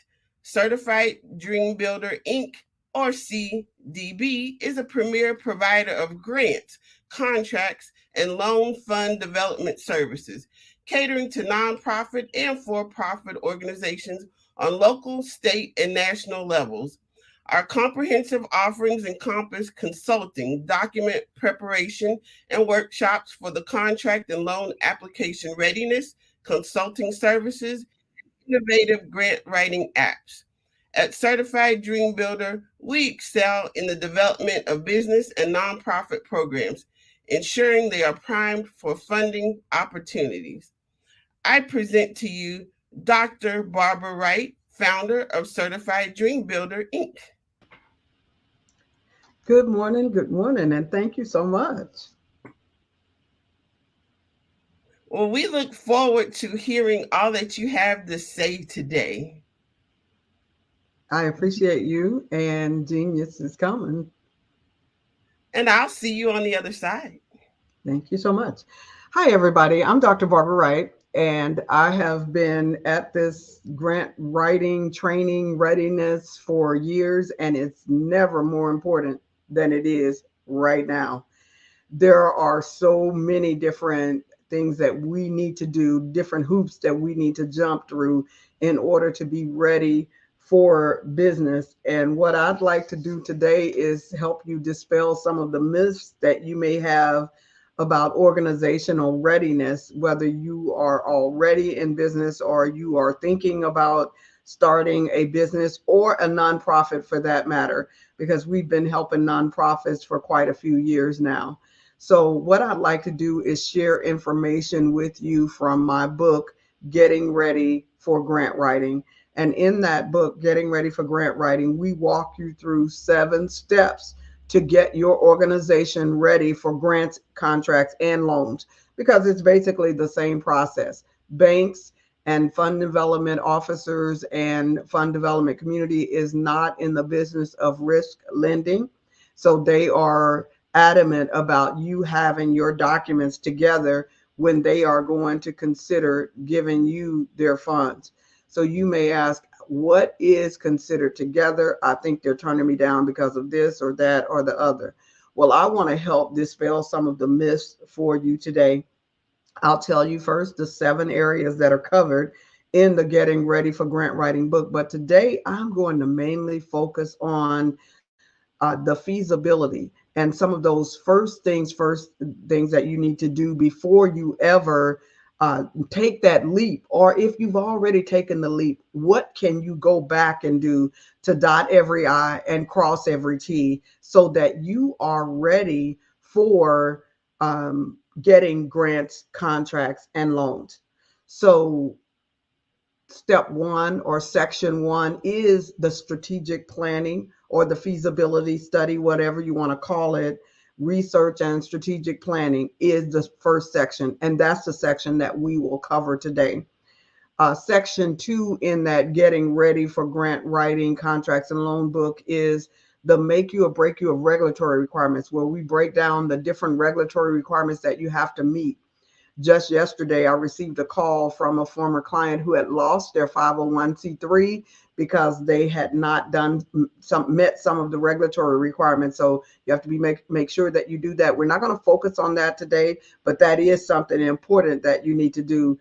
The third area that you need to look at when you are getting ready for grants, contracts, and loans or marketing your organization is starting or restarting your organization with credibility. I do realize that Wednesday is about marketing, but unless you do some of these things, it's going to make it a little difficult for you to market your organization. And we'll even talk a little bit about the marketing as well today. And this, number 4 is that you developed your quality brand identity, which has everything to do with marketing. We're not going to dive way into that, but that is in my Getting Ready for Grant Writing book.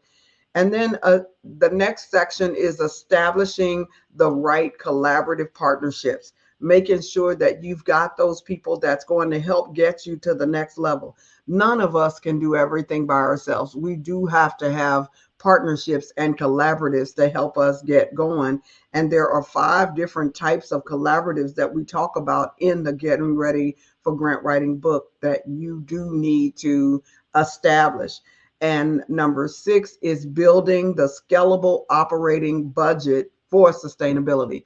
You want to build your budget so that after the grant funds or contract funds or wherever you got your funds, your family loan funds, after wherever your funds are gone, now you are able to stand on your own 2 feet and create your own sustainability. And the last area in the Getting Ready for Grant Writing book is the tools and strategies to prepare your grant writing team. Because as I said, excuse me, you are not an island. You cannot do this by yourself. You must work in teams in order to get things done. Maybe some of those skills you don't have, someone else in the group will have them, or one of your partners may have those skills. But it's extremely important that you develop a team for getting this done. So I'm going to go back, as I said, to step 1 in the Getting Ready for Grant Writing books. There are 7 steps. But today we're just going to focus on step 1. Sometimes I think we as teachers, especially myself, I can give you TMI, too much information. But today I'm going to break down this first area, which is that research and strategic planning, so that you know what is the feasibility study and what should I be doing no matter what business or nonprofit I'm starting. What should I be doing to get myself ready? So the first area that I'm going to cover is going to be the STP approach. And the STP, for those of you who are in marketing, you already know what that is. But that STP approach has to do with segmenting the market, your targeting, and your positioning so that you have a framework for marketing whatever it is that you are about to do, because that's the secret for planning and organizing your business or nonprofit so that you can actually attract the people that you need to attract. When we talk about segmenting and targeting and positioning, think of a pie, a whole pie. If you look at business or the business that you're trying to get as a whole pie, you're not trying to get that whole pie, because maybe there's 20,000 people in your area, but you only want to reach about 1% of that 20,000. So that 1% would just be 200, because 10% would be 2,000. So you just want to reach 1%. And if you can get $1,000 from that 1%, which is 200, that's all the money that you are looking to make for that particular year. Let's say you're not just doing local, but you're doing international. So you know there's 8 billion people in the world, and you're looking to get a fraction of that percent. When you're talking about segmenting your market, that's what we're talking about. I was listening to one of the advertisements before it was time for me to speak, and the young man was talking about his genius. And it made me think, and he said that he wanted to teach personal finance to children, and he wanted to break it down to where anyone could understand it. And I think Meta and some of the other organizations are starting to do the same thing. I think some of the organizations are saying we want to break it down to where a 5-year-old could understand it. So if you just think about a pie and you think about your section of the pie, you may be able to cut that pie into 100 different slices, and you just want your one slice. So that's how you segment the market. That's what it means. It means taking your piece of pie. When we look at fast food at their pie, you've got McDonald's with the section, you've got Burger King with the section, you've got Taco Bell with the section, you've got all these people with their section of the pie.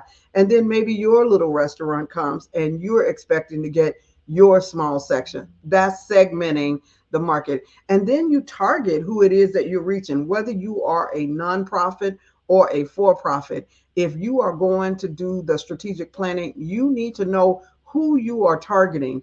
I remember listening to Family Dollar, and supposedly they were targeting middle income families, but basically that wasn't who they're getting. But every organization, every company has a target market, even though they may reach some others and they're happy for every customer that comes through the door. They have a target person they're trying to reach, and you have to know who that target is that you're trying to reach. If you're really going to set your organization up to get those funds, to keep funds coming through the door, and to be able to serve the organizations that serve the people that you are trying to serve, whether you are a for-profit or a nonprofit organization, and then positioning yourself to where you can get the funding. Now, one thing I'm going to tell you is, just because you are a good business person, just because you have a business degree, or you may have 2 or 3 or 4 degrees like I do, it does not matter about that, because there are some other things that comes into play that determines your success, and we're going to cover those. But you still need to know about that STP approach. And when we talk about that STP approach, we're talking about segmenting the market, targeting who you want to serve, whether that's low income people, middle income people. Is your target market Blacks, Asians? Is it everybody? Who is your target? And then how do you position yourself so that you are able to receive, to let them know? How do you position yourself? How do you brand yourself to let people know that you are there? Because you can offer the best service, you can provide the best be the best nonprofit, you can be the best for-profit, but if you are not positioned to where people can find you, it won't mean anything. It does not mean anything that I have 2 apps. I have an app called 1 Hour to Grant Writing. I have an app called 1 Hour to Funds that I developed and that I have on iOS and the Android platform. But if I do not advertise those, and if I don't talk about 1 Hour to Funds and 1 Hour to Grants, nobody will ever know it's there. If I don't talk about Certified Dream Builder, which is my website, nobody will ever know it's there. If I don't talk about the 25 books that are on my website and advertise the 25 books and provide the free workshops like this one to where organizations know that I'm there, nobody will ever know that Dr. Wright is there. So you must position yourself so that people will know that you are there. Because if you don't do it, if you don't hire someone to do it, then there is not going to be anyone there to assist you. So how do you get yourself ready to segment your market, to target the market, to position yourself? How do you get yourself ready? There are 5 W's that you need to answer. And those answers are the who, the what, the when, the where, and the why that you're doing business. Once you can answer those 5 W's, who are you personally, academically, professionally? Who are you? Why are you even interested in what you're doing? You need to be able to answer the who. Who are you? Who's your competition? Who are your partners? Who are you serving? Who are your customers? You need to be able to answer every one of those before you are ready to jump. And if you have already jumped and you are not able to answer those, this is our strategic planning session here. Go back and do it again. Yes, you might have started running and now you realize, oh my goodness, I don't have on the right shoes, or I don't have on whatever it is.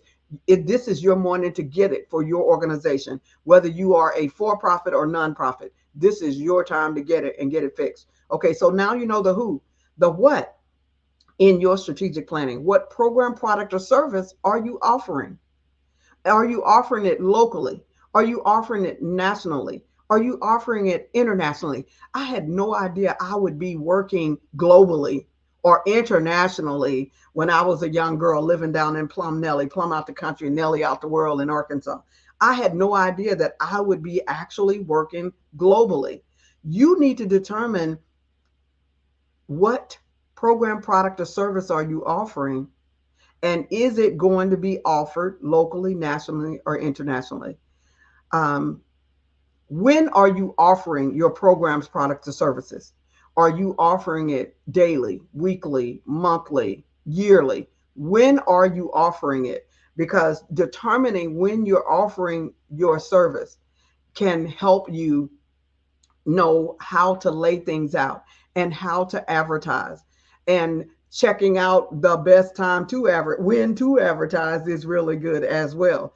And all of this is out there somewhere on the internet, and some of you are working with AI now, so you understand that you can go to ChatGPT and ask, what is the best time to put on an ad? What is the worst time to put on an ad? When is the best time to give a workshop? When is the worst time to give a workshop? Should I give a work? Is it best to give a workshop online, offline?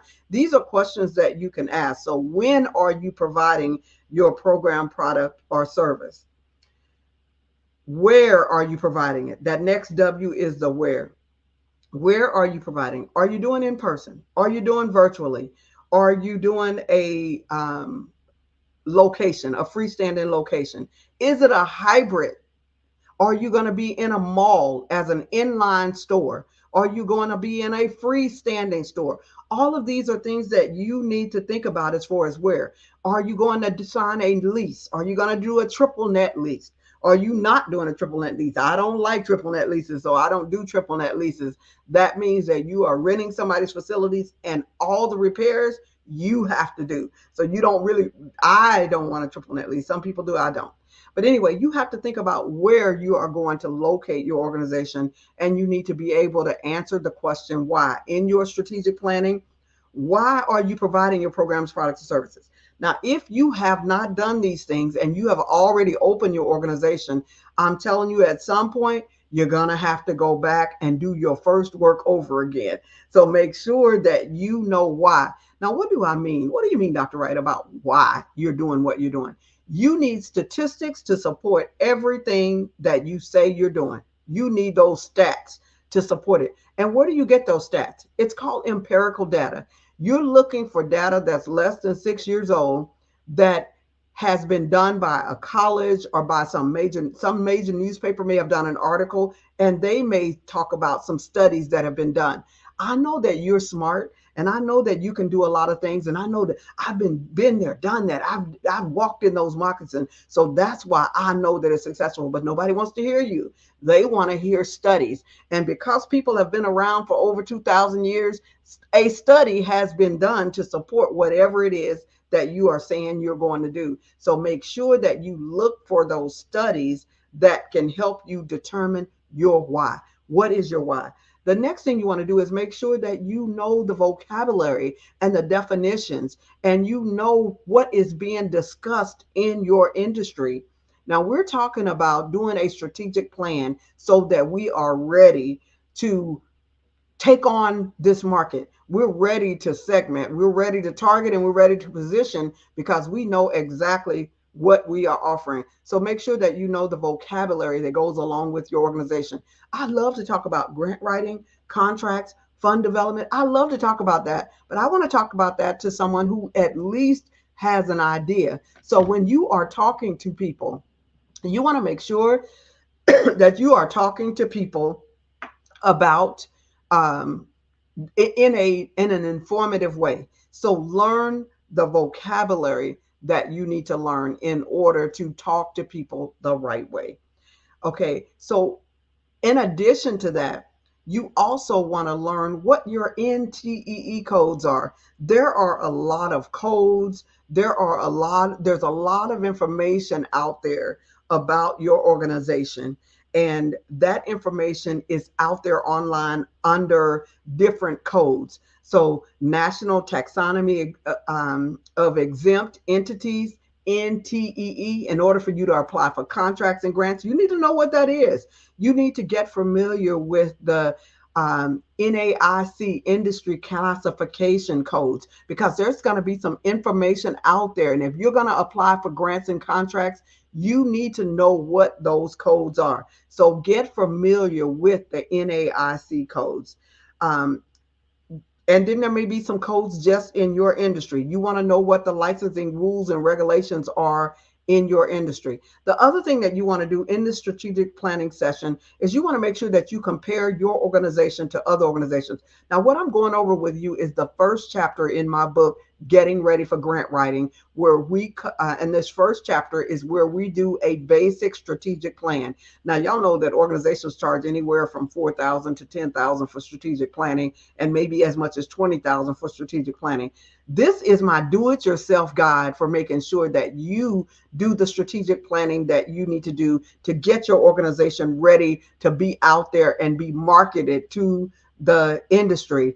None of us are perfect, and all of us are continuously doing what we can do to make sure that our organizations is the best that it can be. So you will continue to do things. But one thing you can do is on this next slide that I'm going to, it is comparing your organization to a comparable organization that offers the same programs, products, and services. Don't think that you're the only one offering what you're offering, because I guarantee you there is someone else who is offering something similar. Find an organization that is offering something similar to what you are trying to offer. Check out websites that are similar to what you are trying to do. One of the hardest parts of getting a website developed is trying to develop the website without looking to see what everybody else is doing. What size is this organization? What's their mission statement? What's their fundraising strategies? Who donates to them, especially if you are not if you are a nonprofit? Who are their sponsors? Who are their advertisers? Because if you find that out, then it can probably improve your chances of being able to get some of those same funders. So you want to make sure that you do a comparison. And then I have two additional slides, and these are extremely important. Have you done a SWOT analysis for your organization? SWOT stands for strengths, weaknesses, opportunities, and threats. Are you really ready for the market? Do you know what your strengths are? Do you know what your weaknesses are? Do you know what the opportunities are that are available for you? And do you know what those threats are? And so you said, oh, Dr. Wright, I did a SWOT analysis a long time ago. I know about that. You don't have to tell me about a SWOT analysis. I know, we already worked on that. Well, then I want to take you to the next slide, which to me is the most important slide here. That's that pestle analysis. So when I was talking about you being the best that you could be in business, and one thing I want to tell you about that, you can be the best and still not necessarily be successful because of some of the things that go on beyond our expectations and beyond what we're thinking about, and what's happening in other people's strategic planning boardrooms, in those boardrooms that you're not there and you didn't know these conversations were being had. What types of conversations am I talking about? I'm talking about political concerns. I'm talking about economic concerns. I'm talking about social and cultural changes like affirmative action. You were thinking, okay, well, yeah, we're going to do diversity and inclusion, and we're going to be able to be supported. And then all of a sudden, they pull that diversity and inclusion rug from under you, and you can't depend on that anymore. That's some of those social and cultural concerns that change. Technology concerns, environmental concerns, and legal concerns. That is the pestle analysis. That determines your business success more than your degree, more than what you know, more than, well, I won't say more than who you know, but sometimes even more than who you know, because who you know may not know the pestle analysis, and they may be thinking, we're going to be so successful. These are the areas that you have to look at when you are doing the strategic planning. This is before you jump out there, before you start meeting regulatory requirements. Everything that I just covered, you need to be aware of. Your organizational development research, you need to make sure that you know what program, products, services you will provide. You need to know what program, products, and services are already available. What's already out there? How can you fill the gap? I heard Charles Koch who I was in a meeting with him, and Charles Koch said, you want to fill the gap. You're not trying to put other people out of business. You want to fill the gap. And that way, the person on the left side will support you, and the person on your right side will support you, because when people come to you, they may go to them as well. So fill the gaps wherever you can. So you want to know what's already available. You want to know what additional programs, products, and services are needed, because that's that gap filler. That's what you're going to become.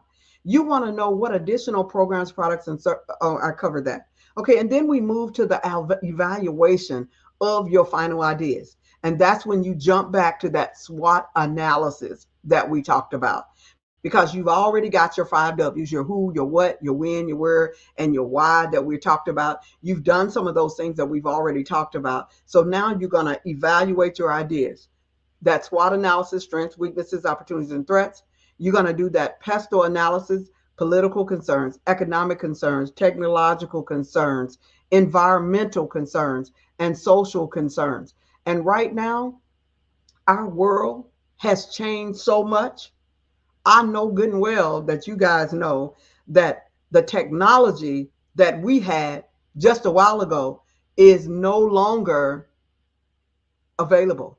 We have to make sure that we are checking the technology, because it's advancing so fast that they're saying that we are advancing faster than they did during the Renaissance. If I could meet those people back in 1908 when they came out with the Model T Ford, and all of a sudden the horses in about 10 years became a sport rather than the workhorses that they had been in the past. They had been our transportation. They had been our delivery services. They had been everything. Now, all of a sudden, the horses get to jump up in the back of the truck and ride. So they no longer were the workhorses. So everybody had to relearn. We're in that same situation that those people were in during the Renaissance. We're in that same situation that the people were doing during the Industrial Revolution, how things change. During the computer age, just a few years ago, there was no computers. We had our phone. When I was a teenager, our phone was connected to the wall, and you're sitting there up against the wall with the phone cord hanging. And, now these kids, they can talk I can talk on my watch. You don't even need a phone these days. And they're trying to put chips in your head to where you don't even need a phone at all. The technology is changing so fast. So in order for you to keep up, you've got to make sure that you're doing those analysis. I'm going back over some of the areas that I covered. Do that STP, making sure that you know how to segment your market in that pie, how to target your market, how to position yourself, making sure that you know your 5 W's, your who, your when, your who, what, when, where, and why of your organization. Any of these things that you did not get, you can get them in my Getting Ready for Grant Writing book on my website at certifieddreambuilder.com. Make sure that you are supporting the Black Business Olympics as well. Support the opportunity that they're given to these youth for computers, because if our children do not get the technology, we are in trouble. Support them, because they are the reason. Dr. Eric Kelly and the Black Business Olympics is the reason that you're getting this information in the first place, that I'm able to come here and share my 5 W's, that I'm able to share my Getting Ready for Grant Writing workbook with you, and my certifieddreambuilder.com. He is the reason. So make sure that you remember that. And then make sure that you know the definitions of your organization, that you can speak the language of your organization. Make sure that you know your NTEE codes and your NAIC codes, your insurance codes for your organization. Because if you code yourself wrong, you're going to end up paying more for insurance than everyone else. So make sure that you know the codes. And if you don't know what I'm talking about, you need to hurry up and do some research. You want to also compare your organization to other organizations that are similar and doing the same types of business that you are. What's their size, their mission, their fundraising strategy, and who are their donors and sponsors? Because really, you may be able to get some of the same ones. You want to check on your strengths, your weaknesses, your opportunities, and your threats. That's that SWOT analysis. This is everything that you're doing in your strategic planning. you want to do lastly, your pestle analysis, making sure that you know what is happening in the world and in your industry, what is happening politically, what is happening economically, what is happening socially and culturally, what is happening technologically. How is technology changing your industry? And right now, if you are in what I call my four harm, if you are in finance, if you are in healthcare, if you are in retail, if you are in manufacturing, all of those areas are being upset with technology right now. Things are totally changing. If you are in those areas, if you're working in those areas, you're trying to start a business in those areas, you definitely need to be doing that political analysis because that pestle analysis, because lots of things are changing in those areas. So make sure you're watching those political concerns, those economic concerns, those social and cultural concerns, those technological concerns, those environmental concerns, and those legal concerns. Watching every one of those areas, because those areas are going to determine how much your industry is disrupted. And those four areas that I just named are being disrupted: the financial industry, the healthcare industry, the retail industry, and the manufacturing industry. They're all being disrupted. Whether you're working in those industries or you're starting a business or a nonprofit in those industries, you need to look at those pestle concerns: political, economic, social and cultural, technological, environmental, and legal. All of this is discussed in my book, Getting Ready for Grant Writing. There are extra links so that you can learn more about the pestle analysis. You can learn about the SWOT analysis. You can learn about those codes that I talked about that you must have. And this is only my first chapter. This is only the first section of the book. This book has 7 chapters, and it has 7 sections of information that walks you through doing your initial feasibility study and strategic planning, all the way through when it's time to walk through the funding door with your grant writing team. All of that is in that book. In fact, I have 40 books that I have written. Many of those books were written prior to COVID. And because I know that you are an asset millionaire. And I am so happy that I had the opportunity to talk to you asset millionaires this morning. And what do I mean by that? There are 3 types of millionaires. There's an asset millionaire, there's a cash flow millionaire, and there's a net worth millionaire. The asset millionaire has intangible and tangible assets. We may not be able to touch your assets. Your assets may not be money, but you have assets. So since we are in this changing period, and our businesses are being disrupted, you're going to have to stir up those assets. And we call them gifts and we call them talents. You're going to have to stir those up so you can take your assets and turn them into cash flow so that you can also become one of those cash flow millionaires. And what I want us to do too is I want to move from being a cash flow millionaire into a net worth millionaire, which means when you subtract what we owe from what we own, we are still a millionaire. Okay, that's where I want you to go. But all of you, in case you didn't know it, welcome to the Asset Millionaires Club, because you are an asset millionaire. In building your organization, keep that in mind and learn some of those skills that millionaires have so that you can continue to improve your organization. One of the greatest skills that you can learn is this pestle analysis, because really I thought I was a great business person until I began to understand the pestle analysis. And the reason that my first business was so successful is that it was being supported politically. It wasn't necessarily that I was such a great business owner. So for my organization to do so well right away and to be able to grow into another location within 6 months with me not having any business experience in that area, it was because it was being supported politically. But if you don't understand what's being supported politically and what's not being supported politically, economically, socially and culturally, technologically, environmentally and legally, you will make mistakes. And I know that my time is about out, and I do appreciate the fact that they gave me this time to share with you this morning. I want you to know, if you don't do that strategic planning, you're going to be in trouble. You must do that strategic planning. You must do your strategic planning.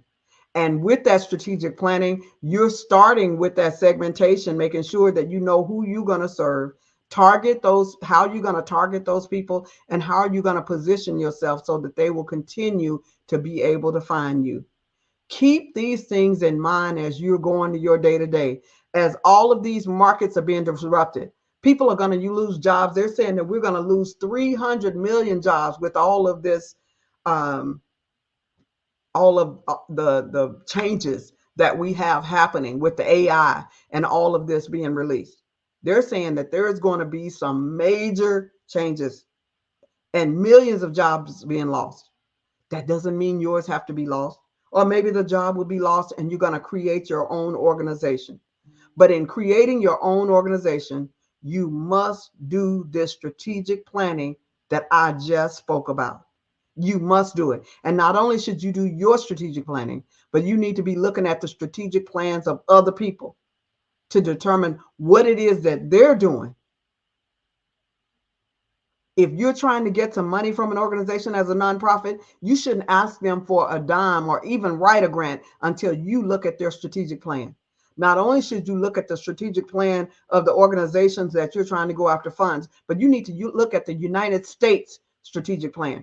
Well, but even before that, you need to look at your city's strategic plan. They have a strategic plan. You need to look at your state's strategic plan. You need to look at your country's strategic plan. Your continent, no matter which one of them 7 continents you're on today, you need to be looking at their strategic plan. You need to be looking at the United Nations strategic plan. You need to be looking at the United Nations development plan, because they have 17 strategies that they are dealing with. And you can bet your boots, since the United States, since that's where I am, is a part of that, they already know about those 17 and they have agreed to work towards it. One of them is to eliminate poverty. And there's 16 others. You need to know what those are if you are starting or improving any kind of business. I don't care what kind of business it is. And I do see that my time is about out. But until they break in here and say, Dr. Wright, you stop, Dr. Wright has lots of information that I can share with you. But the main things is make sure that you are ready for these changes that are coming. Make sure that you are ready for the changes.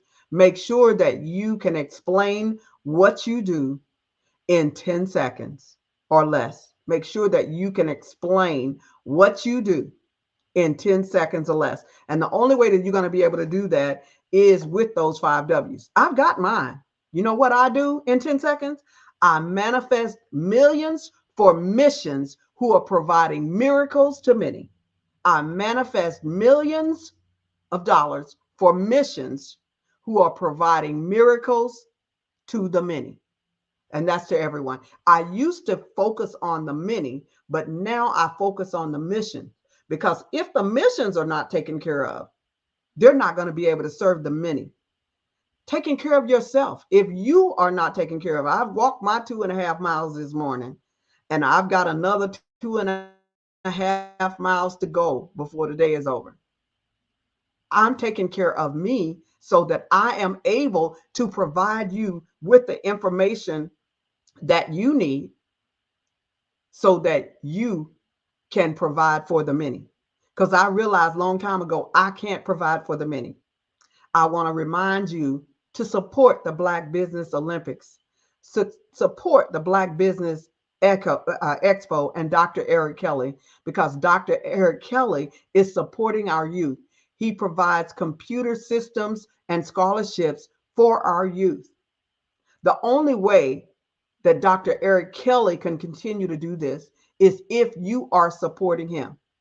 He is some kind of phenomenal person who brings people here and allows us to share our genius with you, whatever that genius is. And we all have genius, to share that with you.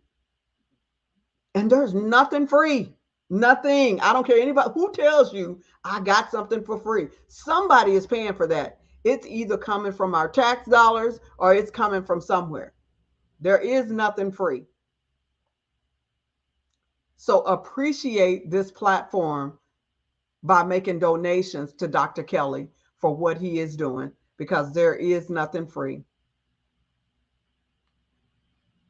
Again, I'm Dr. Barbara Wright. You can find me 24/7 at CertifiedDreamBuilder.com. And here she is. Dr. Wright, I'd like to thank you so much for coming today and sharing your expertise here at the Black Business Network. You are so welcome. And genius is coming. Genius is coming, and I'll see you on the other side. Thank you. The Black Business Expo's mission is to raise funds for high school seniors going to college or K-12 entrepreneurs. The Expo is a fundraiser for students. You may go to www.blackbusinessexpousa.com to donate to the scholarship fund, or use the Cash App that's on the screen below and say $, capital B, capital B, capital X, capital U, capital S, and capital A. Our goal is to give laptops and up to $5,000 to 10 students. Students can register online at www.blackbusinessexpousa.com. Every dollar counts, so we want to remind you to donate to the scholarship fund. We want to thank our Black Business Expo USA sponsors for August 2023. NC 100, Moody Capital Partners, Suede Soul, Lotus Richey Coaching and Training, Carolina, Virginia Minority Supplier Development Council, Step Management, BHS and Associates, Margie McLean Foundation Incorporated, Genius is Common, Hello LLC, 5-Star BDM Media, Earth Essentials, Mullane Shania Global, the Executive Women's Success Institute, the Quality Coaching Company, Superwoman Business Services, Creative Force Studios, Lee Entertainment, Artistic App Design, and the Black Business Expo USA. Genius is common, and we'll see you on the other side.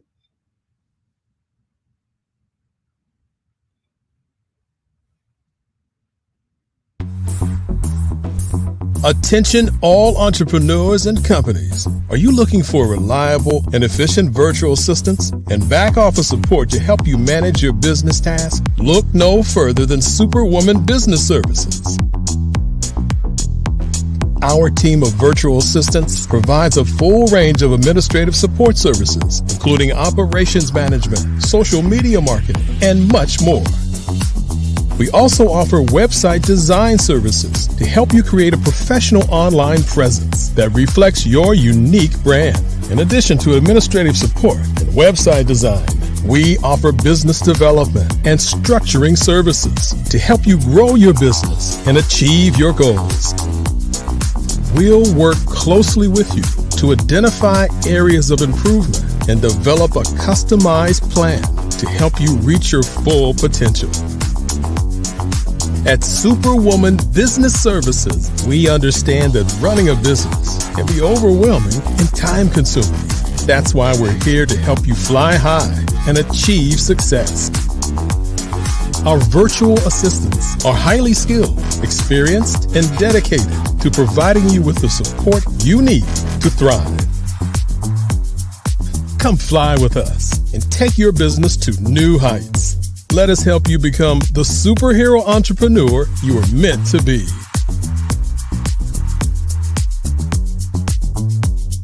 Contact Superwoman Business Services today to learn more about our back office support services. Over the past few years, we've seen the growth of existing and new initiatives focused on financial inclusion, building global networks, and reducing the wealth gap in response to the idea there's not enough seats at the table. Whether their outcomes are to increase the representation of Black executives on corporate boards, ensure an inclusive global economy, or to create new U.S. African commercial pathways, The strategies are often carried out by separate programs. The question is, should they be? With the continent of Africa being home to more than half of the world's fastest growing economies, the youngest workforce, over 400 companies generating more than $1 billion annually, 700 generating more than $500 million annually that are poised for growth, and being the destination of nearly $5 billion in venture capital in 2021.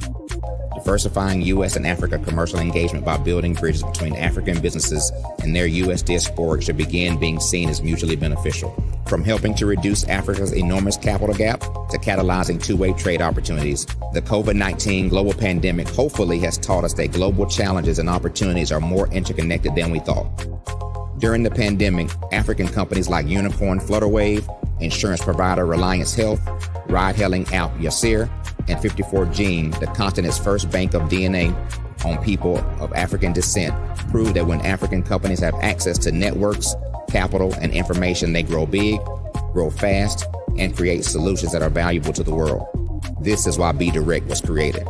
We are the first U.S.-based but African-centric board preparedness and board search company designed to connect U.S. Black talent and corporations to African businesses. Unique and fundamental to Be Direct's success is our process of helping board candidates adapt their experience and networks to an African context before they're connected to high-growth companies that are looking to locally and globally scale. From our focus groups with African business execs and government leaders, we don't ignore the sentiment that business is easy, but people are hard. Having a pool of board candidates with hard-to-access networks and extensive experience across the business life cycle, including successfully raising capital, is table stakes for an initiative like this. So yes, we have that. But corporate or entrepreneurial success in the U.S. does not guarantee success in Africa. Developed alongside industry partners on the continent, our training program, Be Direct Prep, is designed to transpose their experience to create cultural comfort, understanding, and a commitment to helping businesses in Africa scale. Our board governance sessions are African, continental, and country-specific, integrated with cultural awareness and dexterity training, masterclasses led by African industry execs, and mentoring and coaching from African continental-based facilitators. But even more unique to Be Direct Prep, we cap off our training program with an immersion trip to help candidates that have not been to Africa before see and feel Africa's complexity and opportunity from African soil. We all know traditional network-based board placement has historically left a lot of us out of ever really being in the paid board pipeline. Our strategy supports the work of many great organizations that are successfully filling seats at U.S. board tables by creating more tables for those that are still left on the sideline. It's time to start seeing the role and value of U.S. Black talent and businesses on the continent of Africa differently. Old perceptions and habits limit economic inclusion. Let's transition Black talent and the African businesses they will support from the periphery of the global economy to its core. Living in a global lockdown, we all know now how fast local and global economies can change, and see the value of having businesses that hire, strengthen local value chains, and even grow globally. Status quo in any form holds back progress. We must democratize U.S.-Africa commercial engagement by socially and economically connecting cultures that have long been disconnected. It's time for Africa's U.S. diaspora to redefine their global value by helping African businesses scale continentally and globally.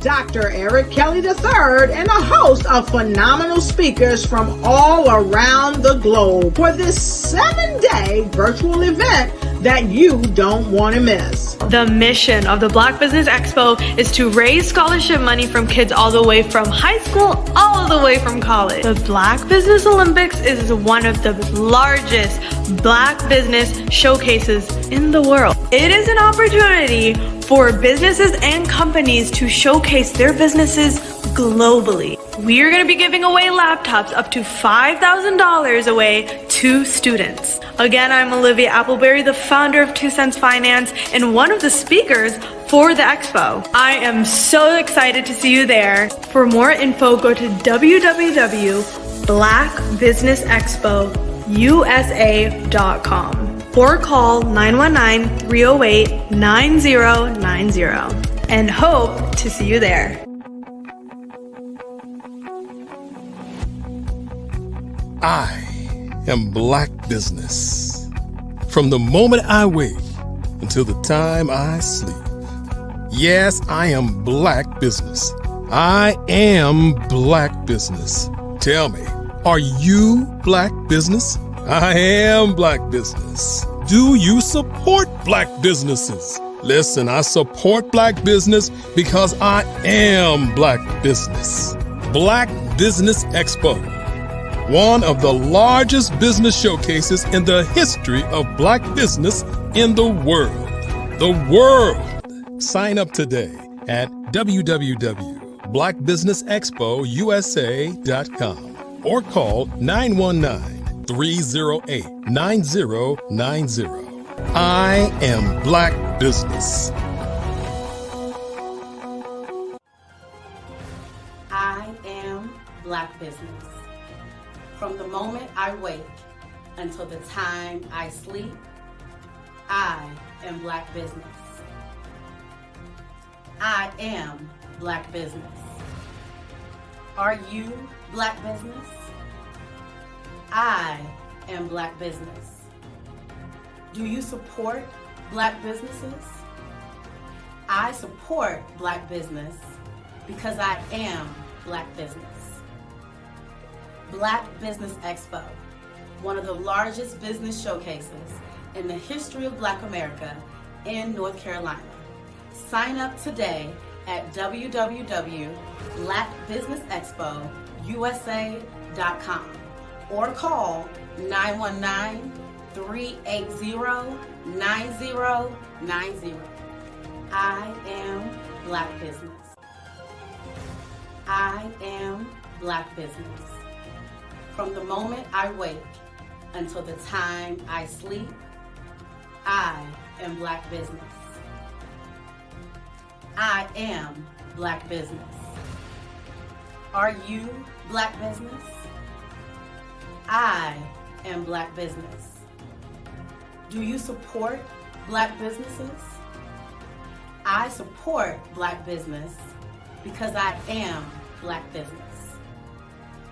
Black Business Expo, one of the largest business showcases in the history of Black America in North Carolina. Sign up today at www.blackbusinessexpousa.com or call 919-380-9090. I am Black Business. I am Black Business. From the moment I wake until the time I sleep, I am Black Business. I am Black Business. Are you Black Business? I am Black Business. Do you support Black businesses? I support Black business because I am Black business. Black Business Expo, one of the largest business showcases in the history of Black America in North Carolina. Sign up today. How many times have you been asked to help someone you didn't even know? A student, a business entrepreneur? Or did you ever even ask, where did they end up? That business, that friend, that entrepreneur. Well, just maybe they ended up in a gang, bankrupt, homeless, or worse, dead. Maybe they turn to crime, drugs, and alcohol. Did you ever wonder? Did you destroy their dream, or was your life always so easy? At the Black Business Olympics, we started a movement to help students complete. Give them hope and foster success. Help them to leave their dreams of providing laptops, computers, and up to $5,000 in scholarship funds. Today, we ask you to help a student, a business owner, or an entrepreneur to realize their dreams by sponsoring them, supporting them, and buying from them. Consider this.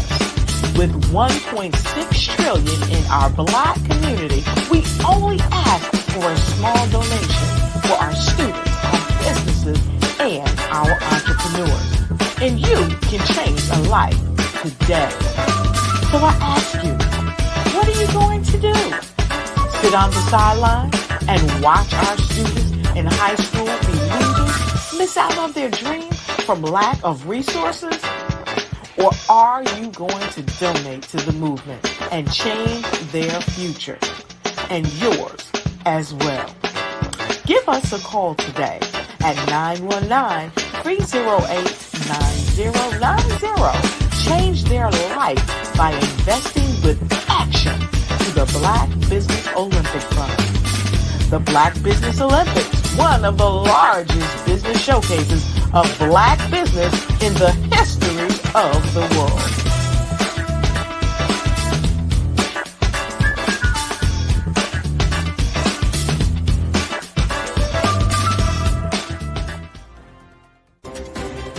I was born in a little village on the island of Haiti. Many deadly diseases pounded me. It is as if they were on a mission to end my existence on this earth. I refused to give up.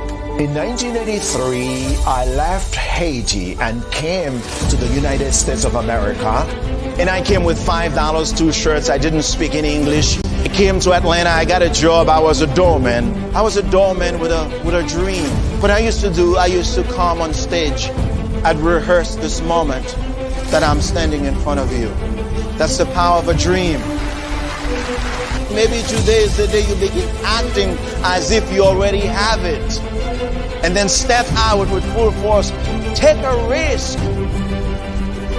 No condition is permanent. Don't let your situation distract you. You are chosen. You are called. You are born for a purpose in this life.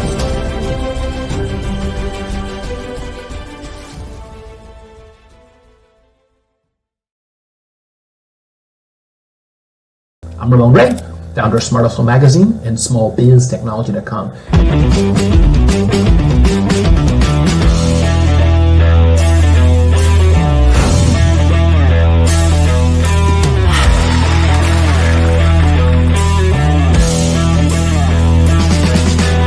You're here today to celebrate small business success.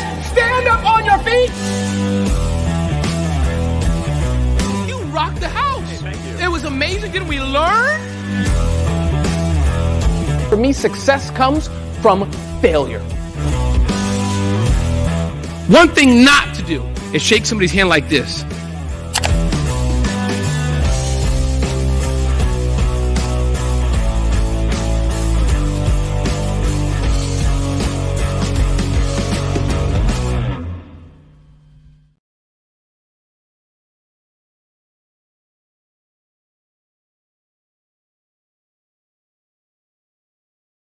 Phenomenal Tanya T. Wise, who is here from the great state of Maryland. Tanya, welcome and thank you for being with us today. Can you indulge our audience a little bit and tell them just a little bit more about who you are and what it is that you do? Well, I love being able to talk to people and have a magnetic attitude, being able to just show them. So I always like to say, level up is Coach at Tanya T. Wise here.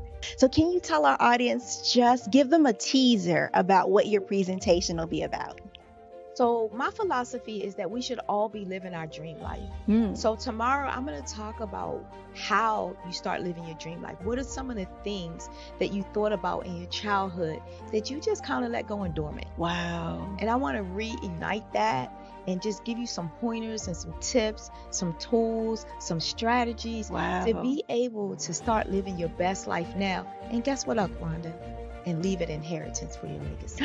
Oh my goodness. Okay, I know that's resonating with a lot of people. I've heard that you have a dynamic coaching program. Can you tell us a little bit more about that? Absolutely. So our coaching program help people that have the lack of time, that lack strategies, and lack the confidence to go after their dream life. So we help them implement tools, we help them implement strategies, as well as give them resources so that they can live their best life now and leave that inheritance. Wow. Oh, I love that. I love the leave the inheritance part.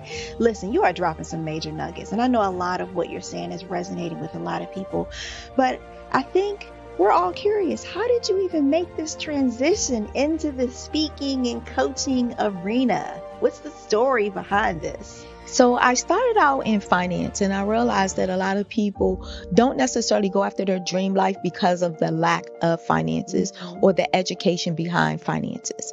But it wasn't until I lost my firstborn, my only son, that life changed for me. And where I was going after it all, living the corporate life, hit my 6-figure income and living in my dream house with my dream man, driving my dream car. I nearly lost it all when I lost my son. And so I realized it only takes one financial catastrophe that can change your entire life. That's what made me start All New Beginnings. Because no matter what's going on in life, there's a new beginning. And because of that, we develop a program called Wise Minded. My little slogan is, don't just dream it, let's live it. If they want to connect with you or work with you, what is the best ways for them to be able to do that? Well, for my social media guru, you can connect with me on every single social media platform as Tanya T. Wise.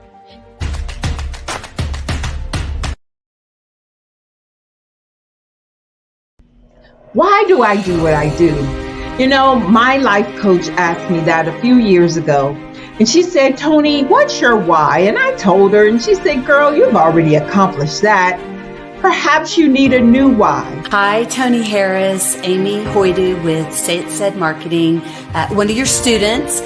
And just wanted to say thank you, Tony Harris, for spending so much time with me and giving me that boost in my business that I so drastically needed.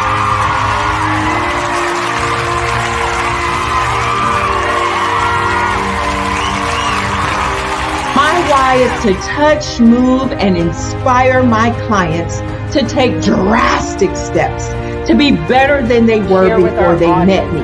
I'm a resource. I'm a connector. I want to help people build deeper relationships that are beneficial to their life and business. That's what I do best. So, first thing you got to do is show up. And speaking is a way to magnetically attract your ideal client to you. How many of you use social media that way? Absolutely. And this is how you look to the world. Drastic steps are the steps that are needed to be successful. And my business is drastic denotes a mindset.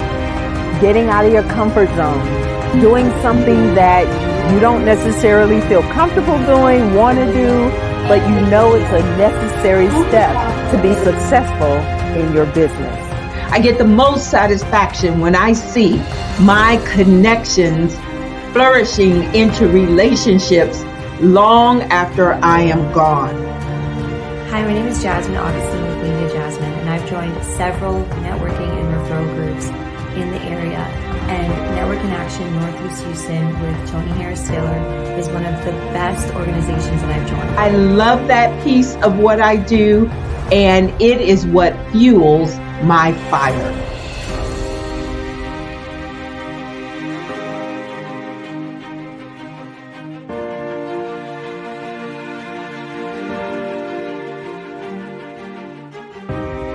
My name is Tony Harris Taylor, saying take a drastic step today for a fantastic tomorrow.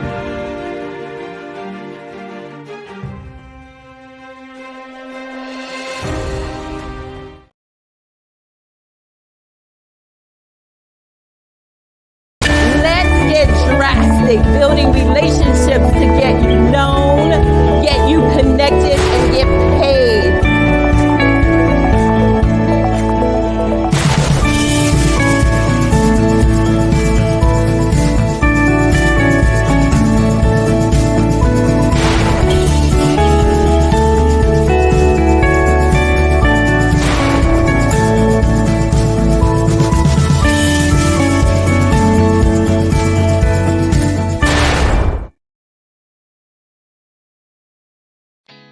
Did you know women represent just 3% of Fortune 500 CEOs and less than 15% of corporate executives at top companies worldwide?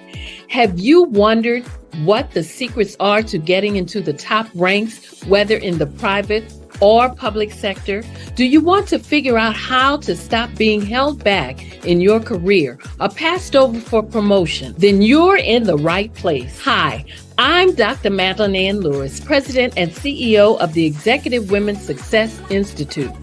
I have decades of experience in the military, the federal government, and corporate America, and my mission is to help women succeed and tap into their full potential.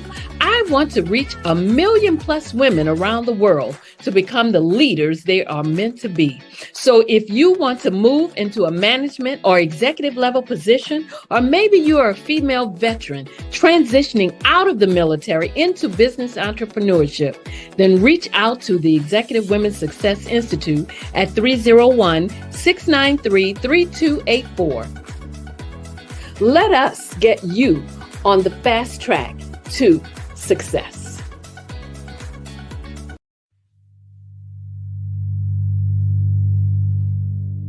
So what we have to do is when we get in the spot, we need to create some spots for us. That's the main thing. We need to be able to be in a position where we're able to create those spots for us. For me, being an entrepreneur, I'm not just going to get a business and then leave you sitting high and dry. If you ask me some questions about entrepreneurship, I'm going to give you as much as I received.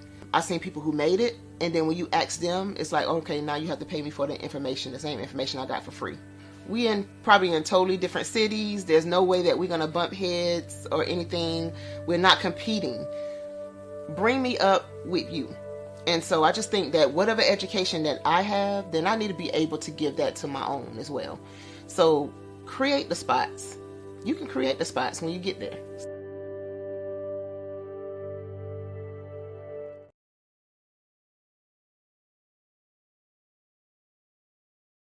Hey guys, my name is Caden. I'm the CEO of Caden Teaches, and my genius is teaching kids about financial literacy. Throughout my financial products, such as my financial flashcards, my activity book, and my newest project, my financial bus, which I bought. And on the bus, it has a mock bank where kids will learn how to deposit and withdraw money, a mock grocery store where kids will be able to learn how to have a family budget, and a mock stock exchange where kids will even be able to learn how to invest in stocks.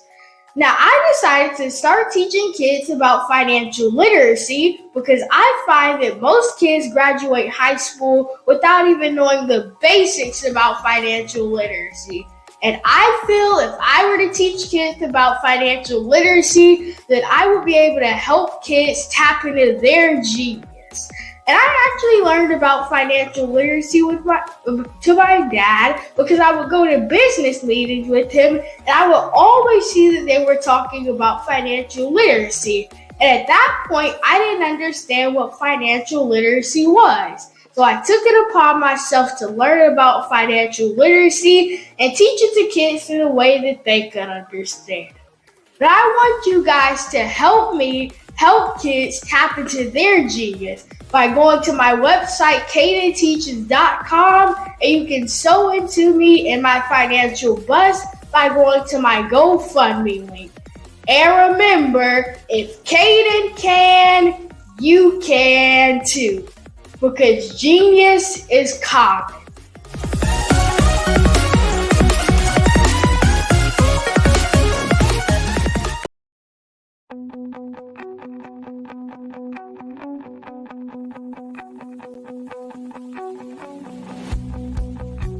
I am Black Business.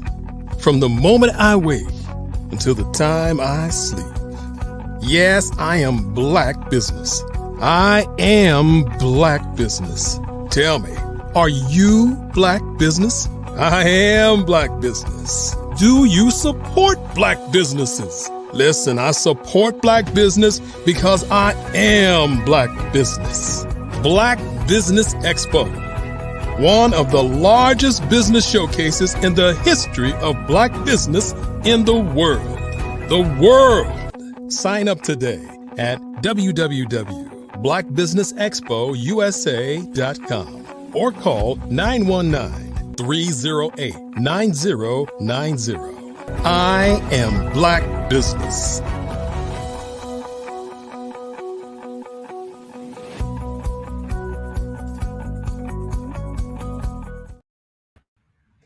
Good morning, business owners, entrepreneurs, thought leaders, and corporations. Welcome to the Black Business Network. My name is Crystal Gomez. I am your business moderator for this morning on the Black Business Network. The Black Business Network is a 24-hour business network showcasing Black businesses, business owners, entrepreneurs, and thought leaders worldwide. We have speakers from North Carolina, London, Singapore, Africa, Japan, and cities all over the United States. The Black Business Network is a global community sharing its business knowledge to empower, inspire, and educate businesses about business. Our next speaker is Kevin McLemore. Kevin McLemore is an humble man of great passion and zest for life, who has devoted a lifetime to motivating people and pursuing and achieving everything he has set out to accomplish. Raised by his grandparents, he has learned the most important trait about human emotions: kindness, character, and unbelievable goals, and chasing down his dream at world-class speed. Kevin is the president and CEO of RMK Productions and the 10 United Podcast Network, host of the podcast Talking WIT Kevin and Sons, co-host of the weekly podcast Motivation Sundays with Kevin and Friends, an award-winning author, sprinkles the true spirit of Christmas, dating with a full deck, X's and O's, how I learned everything about life, playing high school football, in his most recent book, soon to be released, The World Not Ready for You. Kevin is also one of the top fitness influencers here on the East Coast. He is a mentor, paid speaker, and lifestyle coach. His mission is to educate, teach, and create a framework so that others can follow. His purpose is hope, helping other people every day. He believes that you are only as strong as your last no, and that anything is possible if you're willing to put in the hard work. This is one layer of Kevin McLemore's story to be told. I present to you Kevin McLemore, President and CEO of RMK Productions. How you doing? I'm well, thank you. Boy, I am impressed. I can't wait to meet that guy. That was good. Yes, me too. Genius is common, and I'll see you on the other side. All right, all right. Well, I want to meet you on this side first. Thank you so much. Yeah. I personally feel the only shoes you can walk in is the ones that's placed before you, and the ones that's placed beside you is what you should aspire to. Absolutely. All right. Well, thank you. And thank you for allowing me to be part of such a wonderful platform, Black Business Networks. We need more of these. This is fine. All right. And hello, everyone that's tuning in. And I hope I make the best use of your time today. So where do we want to start here today?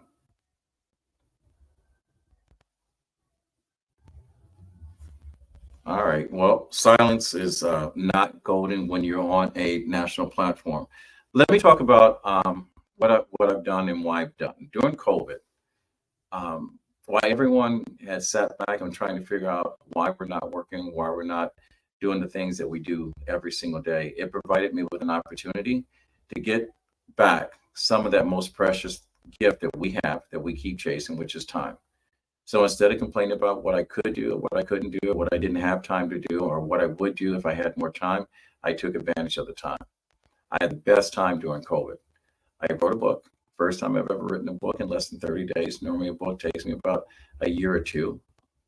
I turned around. I started my first podcast. I started doing research about the space of being a Black entrepreneur in podcasts. And then I had to come up with my mission. You know, we spend our whole lives trying to figure out what our why is and why we exist and what our purpose is. And I realized in the process of writing down what I wanted my mission to do, I've been doing this ever since the third grade. I was once asked by one of my teachers, when my life came to an end, how did I want people to remember me? And I said, I hope people realize that I poured something into them and that I made a difference in their life. Going through different phases of my life, trying to discover out my why, I realized that why was redefined based on the phase of life you're in. From 0 to 10, there was one phase of being educated by people that thought they knew better for you. Going through 10 to 18, I personally believe by the time that you are able to operate legally an automobile, you can start making choices for yourself. One of the things I learned by my parents and what had been taught to them and what had been passed down to me, that 50% of it was not the honest to God truth. You know, eating my vegetables, you know, were good for me, but I hated them, but I ate them anyway. You know, they told me if I did this or that something would happen. I realized once I jumped off a 3-story building, I didn't break my legs. I won't do that today. But for some reason, my legs again broke. My father told me not to be afraid of anything. Didn't allow his boys to be afraid of anything. Wasn't allowed to cry. I realized as I grew up, in emotion, part of being a good human being is that you need to be able to express your emotion. And I didn't cry until I had my first son. Actually, my second son. My second son, I actually delivered and realized that everything that I had accomplished prior to that is that I'm never going to do anything more special, never going to accomplish anything more than being the first person to touch a soul. And that was my son, Theo. But we make a lot of mistakes going through our life. And many of those mistakes that we make, most of us, we allow those mistakes to hold us back. We live with the fact that I didn't grow up in the perfect neighborhood. I realized I didn't get a world-class education. I realized that whatever damage was done to me, I keep letting that damage follow me throughout my life. We're all capable of changing our behavior. A couple of things that are constant in life is time. The same 60 seconds that you get here in the United States, you get the same 60 seconds if you're standing on the shores of the UK, the Bahamas, or any place else. What makes me different, or you different from me, is what you do with that 60 seconds. Everyone thinks we always have time. There's 86,400 seconds during the day. There's 186 hours during the course of a week. There's 52 weeks in a year. And we all keep saying, what are we going to do if I had just more time? Well, COVID told you what you can do. Called out every single business owner and said, let me show you what type of business you are. We found out what daycare is. We take care of our own damn kids. Instead of pounding them off to coaches and teachers and whatever and holding them responsible, we learned. We also found out the layers of our true relationships. We got a chance to know our spouses. Some of us thought we knew. Some of us discovered a truth that they didn't want to tell. And some of us moved on with our life. And then some of us waited for life to begin all over. And they kept doing the same thing that they've always been doing. Showing up, working on someone else's dream, hoping that someone else was going to recognize their dream. And it's never going to come true. Trading hours for dollars. And some of us decided we're going to take responsibility for our own action, and we started to build dreams. We started creating avenues in order for other people to follow. We started creating networks in order for us to communicate with each other. You know, thank God there was a thing called Clubhouse. We got a chance to meet brothers and sisters from all walks of life, all skin tones, all mindsets, all across the world. We got a chance to learn and be taught by people that we never would have access to. You know, it's an amazing thing about change. Change is only good for those that are open for change. Opportunities only open the door for the people that's willing to step through. We all like going to the movies. We all like being part of a good time. But when you think about the process of what it goes through in planning a good time, putting together a good movie, telling a story, we all have to realize that some of us are not willing to do the work, to plan the party, to start a business, to surround ourselves with people or individuals that are like-minded. Some of us are too bold in our own presence to say that I don't know it all. We're afraid to ask for help. We're afraid to look at ourselves to saying, if I only could, I would. But you can if you have someone that's already done it. I mean, look at me. I'm an award-winning author for my book, Sprinkles the True Spirit of Christmas. I'm about to release a book that came from a tragedy that its purpose was not intended for me to share with the world, but to share with my two nieces, my two nephews, and my niece that lost their mother, my baby sister, at 42 years of age. 5 days after my 64th birthday, I was born December 10th. She passed away December 15th of 2022. Her funeral was 3 days before the 2023 New Year. And as I sat looking at some of the stories and the pictures that we had together, I realized, and it didn't dawn on me, I graduated from high school in 1977. My baby sister was born in 1979. We did not grow up in the same house together. But when I started looking at the pictures, I realized every time I came home, already being an adult and in the world, I started to repeat the conversations that have been told to me by my coaches, my mentors, people that influenced me, people that inspired me. They kept saying, when you do something, Kevin McLemore, I'm going to tell you, the world's not ready for you. You've got greatness within you. I got to go out and get the world. I started to type down the conversations I had, experiences, life lessons I wanted to teach her. And in my new book, The World's Not Ready for You, I will tell you, every single word that's written on that page has a tear behind the word. So instead of me making sure it was grammatically correct and everything was punctuated, God allowed me to pour into what I'm about to share with you into the pages of this next book. When I contacted my editor and told her what I had just created and wanted to know her thoughts, we were already working on 2 books that were in 2 years in the rear that we were trying to release. First thing she said to me, Judy, she said, McLemore, what the F? And she did not modify the F. She said the word. We already have 2 books that you're already working on. And I said, Judy, this is something that's personal. I want to get it out. Well, let's put this on hold and let's go ahead and get the 2 books out that we've been working on, because I'm all task oriented. And she says, no, whoa, hold on, McLemore. She says, this is probably the best thing you ever wrote. She says, I'm going to get a illustrator. We're going to get this book out in 30 days and release it to the world, because the world's not ready for this book. And we got to get the world ready. And I said, no, this book is personal. I'm going to do the illustration. And she said, McLemore, you can draw? I said, yeah, I can draw. She said, let me see something you have. So I sent her a picture and she goes, McLemore, is there anything that you cannot do? And I said, I'm only limited by the gifts that God has given me. And I'm exercising every single day those gifts. And so we put together a book that is not only going to be the first book that someone says, I hate reading. And you hear me say, you don't hate reading. You just haven't found a book you love to read. This will be the first book that you pick up and you read from page to page, cover to cover. You'll look at the artwork that's created. You look at the contents of what's on each chapter and the artwork that supports it. And you'll find a book that not only did you enjoy reading, you would love reading it and you'll read it again. And if you're a coach, mentor, teacher, consultant, or whatever the case may be, this will be a book that you will make sure that you give to every single person that you had an influence on, or someone that has an influence on you.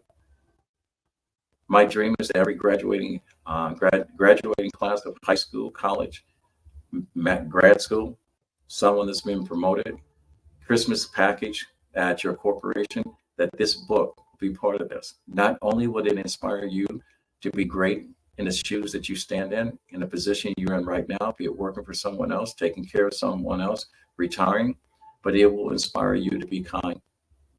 It inspire you to stay true to your character.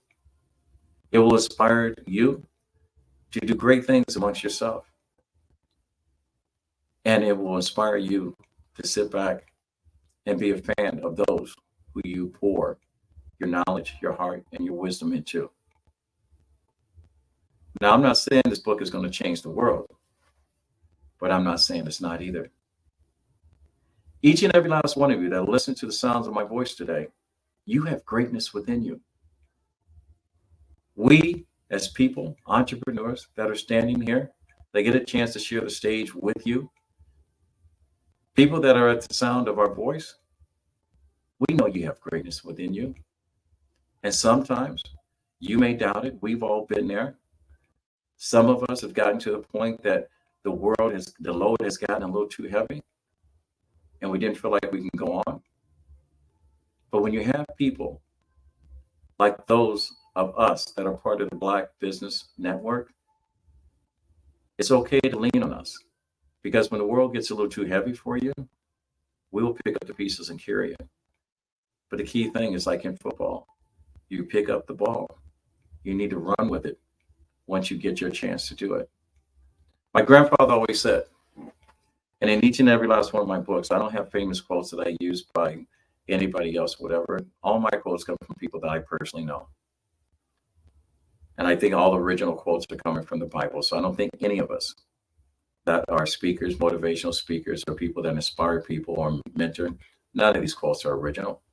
Even though I claim to have 300 original quotes of my own, and I pour this out every single day, but my thoughts are consistent with my faith. My grandfather always said, when you get to a place where you can help someone else, it is your duty to do so. Reach one, teach one. I believe in that. I also believe the purpose of the reason why it exists is to be in a position to provide hope for other people every single day.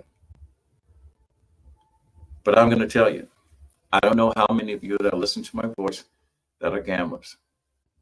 And I will say this in conclusion. If you ever were to place a bet on anything, anyone, any event, go to the place that has a mirror. Look at that person dead in the eyes, and any questions you may have, that person knows the truth to your soul.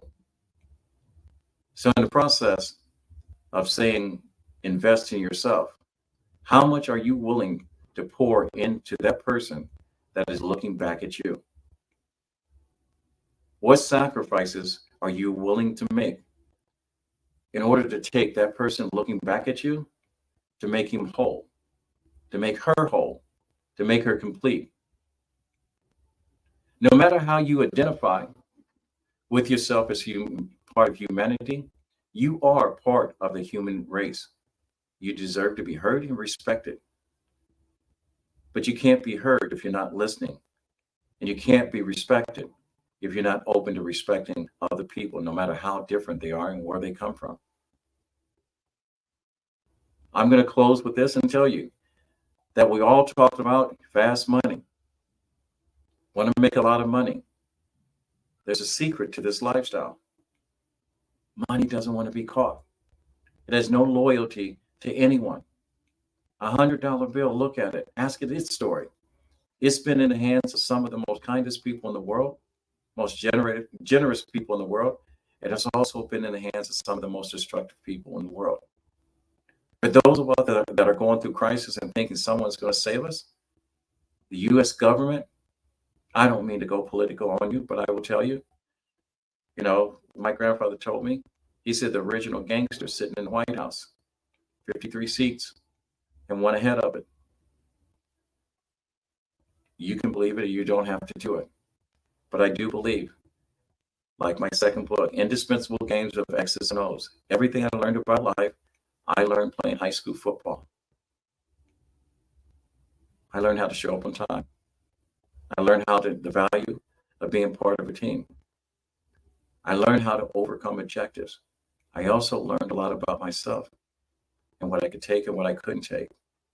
I understand the discipline of hard work and sacrifice. I've also learned grace. I learned grace the hard way. I did not grow up in the household with my mom. I lived most of my childhood and part of my adult life living a lie. I told everyone my mom was dead. At 35 years old, my mom had a second chance in life and came back into my life. Took years for me to accept my mother into my life, into my heart. I won't say into my life. As long as she breathes, she's in my life. My sisters and brothers welcomed her in, but I didn't. I had already started my life, and the way that I coped with that loss, told everyone she was dead. Again, looking back at the mirror, I had to face my own truth. It was the way that I dealt with things. But in a moment in my life when my life was coming apart, falling apart, I was about to lose the most important person in my life. And I wasn't coping well. I called my mom on a Saturday morning. Normally we speak every Sunday after church. Told my mother what was going on. Mother gave me some great advice. I came home and spoke to my better half and told her that I had, she wondered why I had just walked out of the house and left. I told her I was contemplating ending my relationship with this person, someone that I respected. She had made a choice and a decision that didn't agree. We talk about our deal breakers, whatever. And I will tell you, the deal breakers are only our deal breakers if you're not strong enough to rise to where you're broken and see where you can fix it. Deal breakers because it's easy for you to quit and move on. I'm not saying not have them, but I'm saying deal with them because life is hard. Life is going to challenge you. It's going to find out what type of man or woman. But anyway, when I told her I had made that phone call, and she goes, "It's Saturday. Why are you calling your mom on Saturday?" And I told her I was contemplating exiting the relationship. I had enough. And I said, "But that's not the real reason." I said, "Because when I got off the phone, my mom said she loved me. And she said that every time we spoke on Sunday mornings. And I always mumbled, and whatever, and I get off the phone.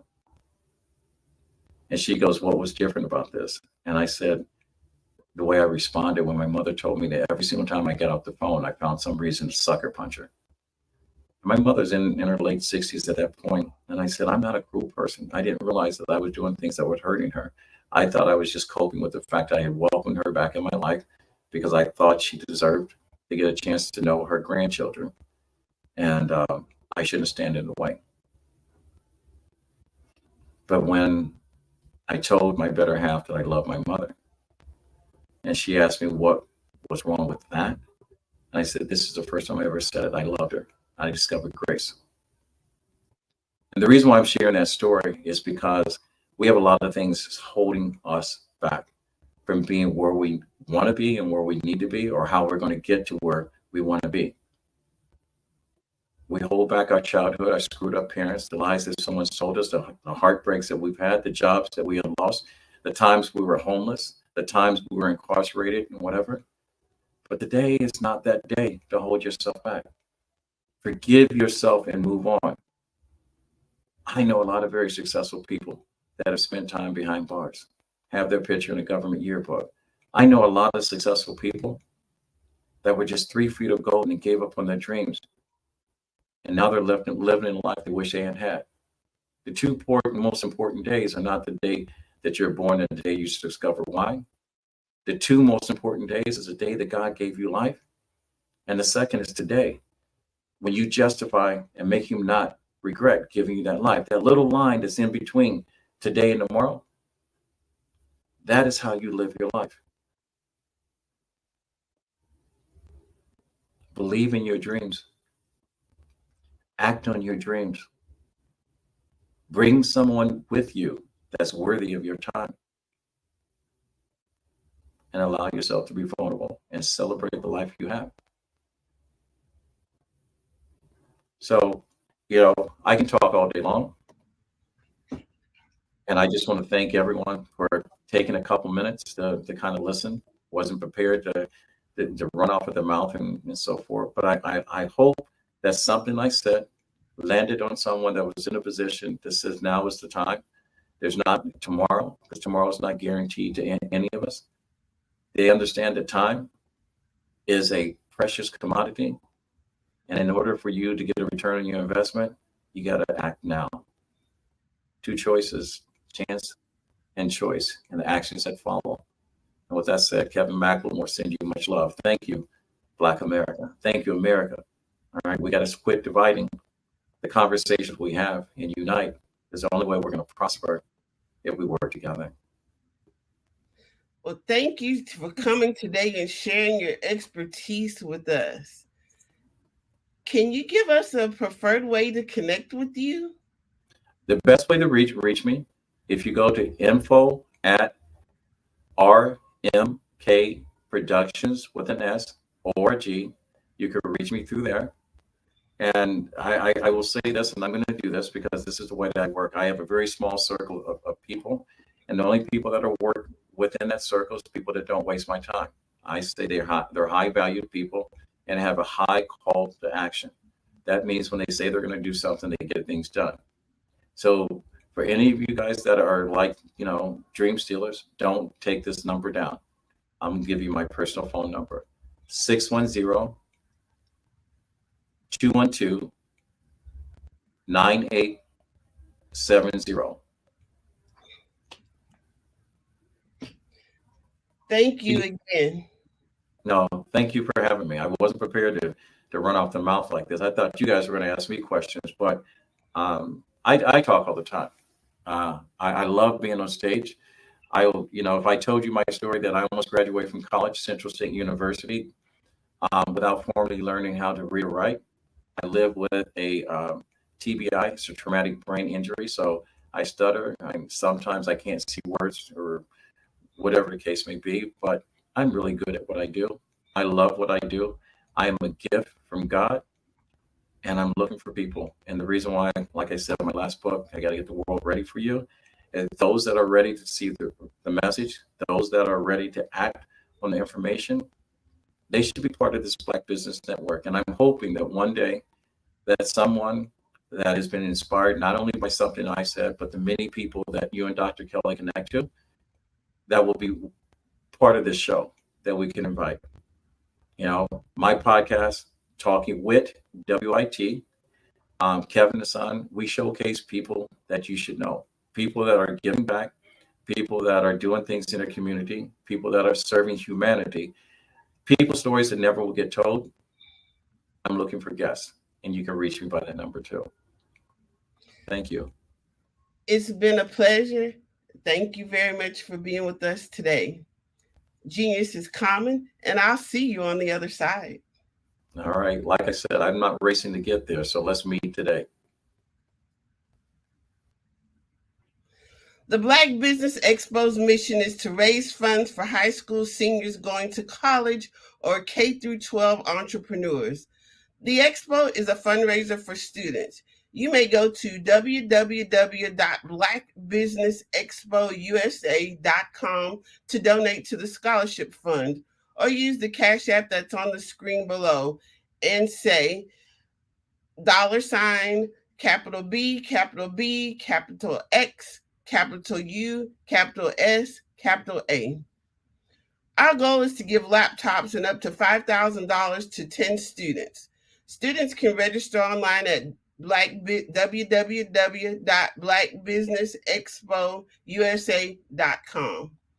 Every dollar counts, so we want to remind you to donate to the scholarship fund. We want to thank our Black Business Expo USA sponsors for August 2023.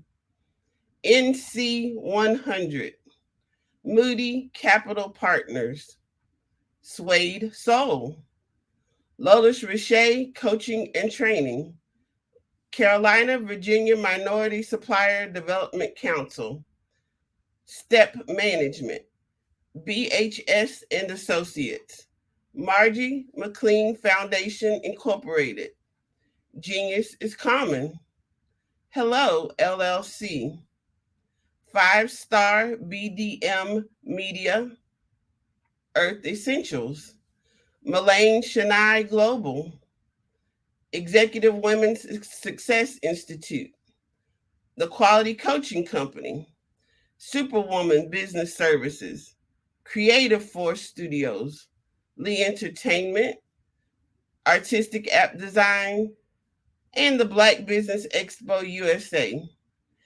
Genius is common, and I'll see you on the other side.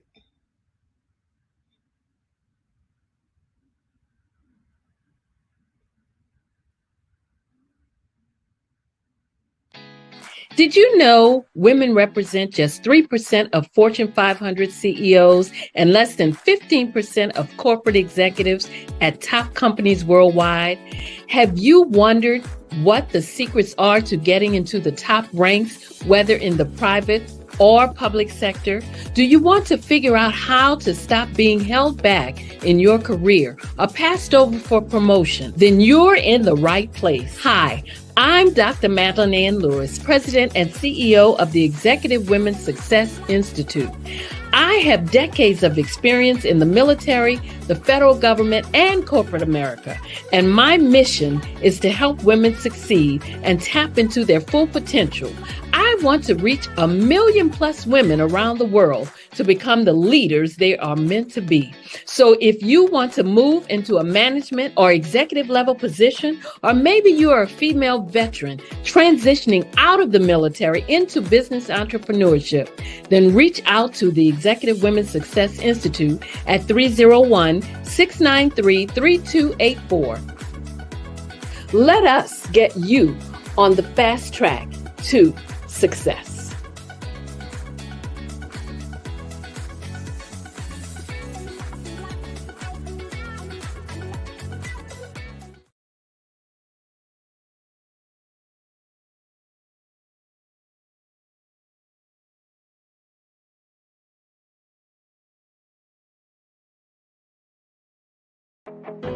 I am Black Business. From the moment I wake until the time I sleep, I am Black Business. I am Black Business. Are you Black Business? I am Black Business. Do you support Black businesses? I support Black business because I am Black Business. Black Business Expo, one of the largest business showcases in the history of Black business in the world. Sign up today at www.blackbusinessexpousa.com or call 919-308-9090. I am Black Business.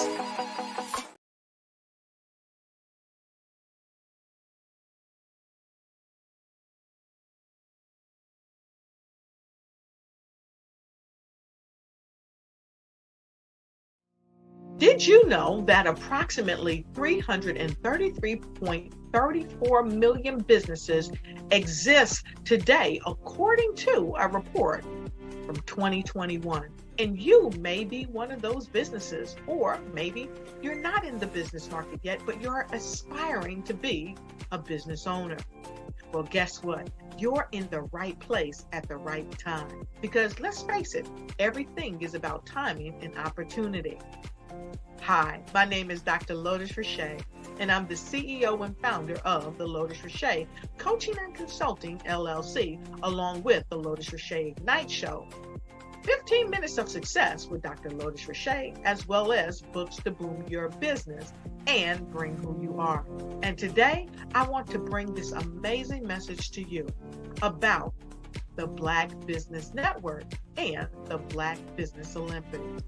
See, the Black Business Network and the Black Business Olympics is designed to help people just like you, that's right, that look like me, to take their business to the next level. Not just in your front yard or your backyard, but globally. The Black Business Network and Black Business Olympics is designed not to just help you survive, but to help you thrive. So join us today as we come together with businesses all around the world to support our students, our children, our young teens, our young entrepreneurs. What we do is we come together to help raise funds for students, who are aspiring to be business entrepreneurs, who are aspiring and who are thriving in college. We endow them with a wonderful opportunity to gain scholarship of either a laptop or several thousands of dollars. And we invite you to help be a contributor to this amazing opportunity to help someone that looks just like you. So join us today at our website and let us connect with you and help you ignite and take flight in every area of your life on the Black Business Network and the Black Business Olympics. I'll see you on the other side.